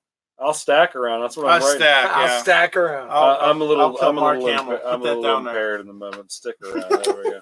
There we go. Mike. So I have to do an audible because of podcast. I have to make a very strong recommendation on a podcast because it's what I do. There's a podcast called Dungeons and Daddies. It is my favorite podcast right now. It is the coolest podcast And- ever. Daddies. That's what you said, right? It is called Oh, good. it is Okay. actually called Dungeons and Daddies, and then an asterisk, not a D&D or not a BDSM podcast.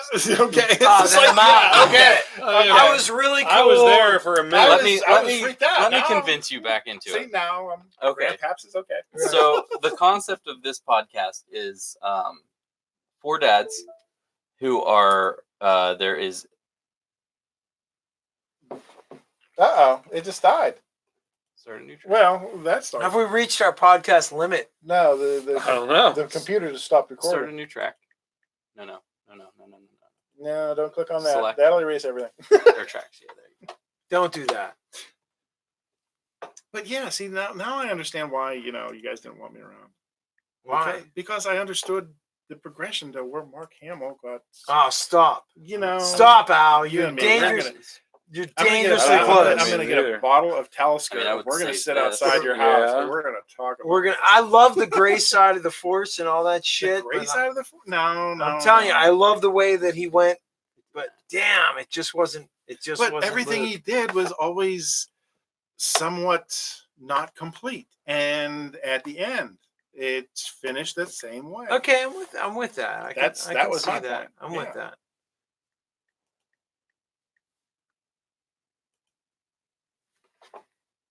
What is going on It just here? stopped recording. The audacity has decided to shit the bed. Are you fucking kidding? Well, so much for the podcast. Hopefully we can take. By the way, people, hopefully you stick around because Are you fucking kidding Just me, relax. Just relax. I'm the king. I am the king of edits. Yeah. Hopefully the podcast isn't picking up any of that dude? nonsense. Hopefully not. Nope, not that one. But do you watch Stranger Things?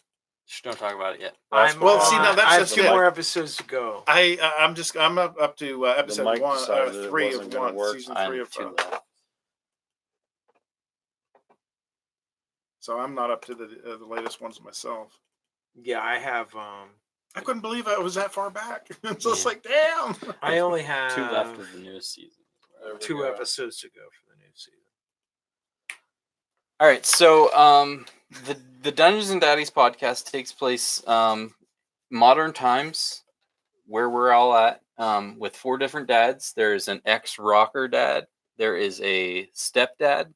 There is a like Birkenstocks, like Whole Foods dad, like all Not natural working. herbal. Hold on. Organic? It's all It's flat. organic, Dad. Oh. Is there a prolapse, Dad? It's a- I need to talk about Dungeons and Daddies, but I need it to be on tape. Maybe I shouldn't talk. Maybe you're killing it. yeah. What the hell? Is there a green light on here? On that? We got No, it should nothing. be- What is Whoa. that? Oh, we're back. We're wait, back. Wait. There, we have to yeah, that has to We're be back. Oh, it was muted. Yeti. Nobody muted the Yeti, dude. No, why unplugged it? Oh, Oh, that's why Ready? it went. Okay. 3, 2, 2, 5. 1. Now. Prolapse. Oh, Dungeons and Daddies. So with Dungeons and Daddies, how it works is there's 4 dads, and it starts in our setting, like real world, Not Greyhawk. not Greyhawk. Okay. There is a ex-rocker dad. There is a stepdad. There is a Birkenstocks wearing like Whole Foods herbal medicine dad, and then there's and then there's like a football jock, like all about the trophies dad. What about Black Metal Dad? I would say the rocker, maybe Okay, kind of yeah, close to alright. that. That's cool. But they all have their kids that are going to a soccer game. So they get in their minivan, Honda Odyssey, hop in the minivan, and start taking their kids to their soccer game and go through a portal that pops them out in the Forgotten Realms. And they're all thrown out of the van, come to, all the dads are awake. The Forgotten Realms, if you don't know, is the Dungeons and Dragons setting. That's the world. That's like I didn't play that one. that's the setting of Dungeons and Dragons. That's cool that Al said he didn't play it that long, that he No, didn't we haven't actually played get it. to Greyhawk. Yeah, we haven't Even played though it that was 2 actually years. there from the beginning. Right there Gygax from the actually had beginning. that from the beginning. So anyway, Yes. they come to and their kids are missing. Right. So they're like, That's well, so we got to drunk find on our that. fucking kids. So the whole point is these 4 dads Is are Bobby the Barbarian there? no, there's no Bobby the Okay. Barbarian, All right. That's good. but there's a barbarian. Okay. So all But the not the dads barbarian. have these like magical powers that are imbued to them, but they are given like the same like their dads still. So they got to try to find their kids. It's fucking hilarious. They do dad jokes that help do damage. So like if they do a dad joke, they can like they'll roll to damage like the Are you enemies. kidding me? It's fucking outrageous. Wow. I love Oh it. my god. It's perfect. It is the perfect podcast, and they sell it all. There is 3 guys and a girl that play these 4 dads, and the Dungeon Master does a great job. But I mean, from episode 1, you're hooked. And I got to ask a serious question. yeah, But go ahead. No, you first. Okay, I understand what you're saying, but there's an actual soundtrack to it why are you saying that? because it's a music. Well, a I said podcast. it's a podcast. I've been listening to a podcast. Yeah, but he's I gonna audible the. He's going to I audible have to- the music. okay. audible the music. Okay. Here's my question for you. Just rate it compared to, say, something like Nerd Poker. This is the best podcast I listen to. Badass! Best podcast. You That's mean the awesome. second best podcast to the It's Wednesday better Night than Whiskey it's- Committee? It's hands down better than the Wednesday Night Whiskey Committee. Oh, No, it's seriously the best Motherfucker. podcast Okay, I listen to. that's period. awesome. And I have a check that lot out. of podcasts. Yeah, I'll it's check like that quarter out. of this too. I'll There's- definitely check He's it out. not telling a lie. There's this is been the Yeah, forget me bottle. there's been podcasts I've recommended on this show. Yeah. I cannot recommend this one strongly enough. I will Do you listen have to it. have any kind Wait, of so background than D&D? It's better if you don't. So What? It's better if you don't. It's better if you Oh, don't. man. Well, I wouldn't That say might better be if you still- don't, but you don't need to Okay. because there's battles, but a lot of it's just role playing. It's just it's Okay. role playing for dads in the D&D Wait, setting. I thought it was love 3 it. dads and a girl. Well, there's no. She can be a As dad. far as I know, Well, there's she is a only dad, because there's it's only- D&D. It's modern- D&D. there's You only don't one actual dad on that does the podcast. Yeah. But as far as the characters, they're Oh, all four okay, dads. okay. Gotcha. So listen to Dungeons and Daddies is my strong recommendation for music. I'm listening to Billy Talent's Billy Talent. Bill. I gotta ask now. I.e. BILLY Oh, it's a Y. TALENT. Mhm. And then do the song Nothing to Lose. That's a good one. I listened to that album recently, so I figured I'd use that as my audible. All right, Jason. Are you still checking out Church of the Cosmic Skull? Oh yeah. Fucking A, what a band. Yep. They're still in full rotation. I would like to say that Kevin Siegel is listening to Joe Satriani's Raspberry Delta Jam 5 Wait a minute. from the Yours is- Crystal Planet. Wasn't he record. listening to that 3 months ago? He always I think listens. he was. He likes that. He likes So- that. Hey, Joe Satriani. Joe Satch. What is it? Jesus. No, it's not Raspberry Delta Jam 5. 5. Jay knows what the fuck I'm Yeah. listening to this week. It's the same thing that Jay's listening to? No, it's not. It's what I keep pushing on him, but he just won't go there. Really? What is it? Fucking listening to Rush, the Necromancer. Oh,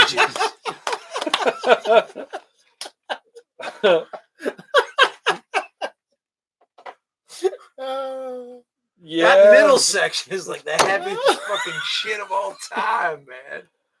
oh. Oh, no, I can't use mine. Are you serious? No. All right. But I'm actually gonna have to sit here and like draw back and. You know what? No, I'm gonna be honest and I'm gonna be true. Because of outside of what I've really been listening to this week, Mm-hmm. I will dedicate this pick to my daughter, Oh, which one? Well, hopefully. the eldest. Yeah. So Baby Shark. Baby Shark. Baby Shark. no. Daddy Shark. So last night or a few nights ago, 2 or 3 nights ago, she kind of warmed my black little heart. We've been new movies have come into Netflix at the start of the Oh, month, yeah. and she has Spooderman. no, and she has discovered Megamind, which Not Mega Man. no Megamind, Megamind, which yes, is it's a good movie. I don't mind watching it repeatedly over and over again every day. for now, Twice a until day. eternity. Yes. Better than fucking Blippy. Yeah, true that, yo. Fucking Blippy. But anyway, there's a lot of now classic rock in the soundtrack of the film, and she says to me the other night, hold on, and she says so what I do is I take them upstairs. 9 o'clock is bedtime. I take them upstairs and I go, okay, Bubba, what do you want to listen to? And she's like, I want to listen to Lana Del Rey's Once Upon a Dream. Badass, yeah. And I go, okay. okay, Bubba. And then Noah cries and throws a fit because he doesn't want to hear it. Well, time out. Then no one needs to fucking get on it. So anyway, she says that she's like, Daddy, can I listen to a song? And I'm like, okay. And I'm already pulling up Lana Del Rey on my phone Right, because Lana Del Rey to cast is to the shit. to cast to the Google Home. And she says, can you play the song from Megamind? And I went, what song, baby? And she goes, the one, and the only one that I've noticed that she really gets into is Michael Jackson's Bad. And I'm like, I said, you want me to play this for you? And she says, I think that's what it is, so I put Bad on. And she says, no, this isn't right. And I'm like, phew. She's like, where he starts doing this in the street. And I'm like, what are you talking? And I went, and I hit play and the song starts. And she goes, yeah, Daddy, that's it. She asked for AC/DC. Ugh. Sorry. It was involuntary. Anytime I hear that, those 4 letters together. Highway to Hell. I knew you were going to say Highway to Hell. I love my granddaughter. And not only did she ask for it once when it was over, she goes, Daddy.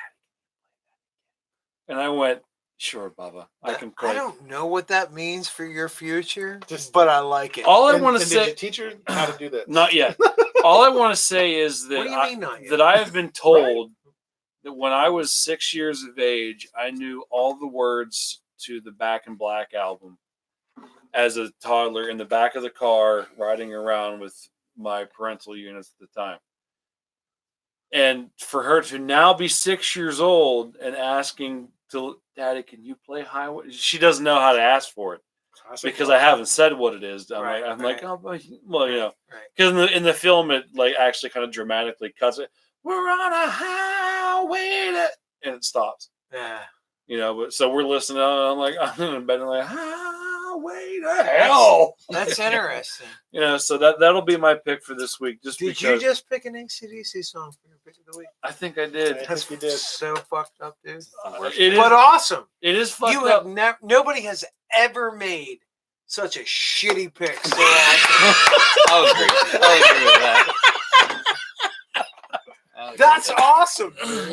Autumn, I want you to understand that Jason loves you. Next I time love you you pick to death. ICP for your pick of the week, throw Autumn in there so it's okay. No, I'm So- serious. I'm serious. No, do you get me? Like I that. understand.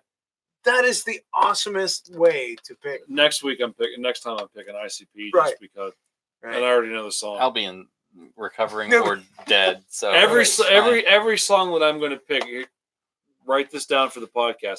Every song that I'm going to pick until Mikey comes back is nothing but ICP. It's fine. I don't have to listen then. Do I have to Perfect. participate? I mean, If it'll be me in my garage doing the show by right, myself. Right. All right, you done? That's well, you were done. Are you done? I'm done. Okay. Is anybody talking over there? Anybody Have any questions? Or any chatting? No more what we're listening to's in No the more. chat. All right. Wait. Well, No, Al. My last Satch tune was the Mystical Potato Head Groove Oh, thing. Amy's Kevin's girlfriend. Oh. And she's been listening to different songs by Rush, but that's because she's Kevin's girlfriend. But that's because she's Kevin's girlfriend. and for reasons that she cannot disclose why she's listening to those songs.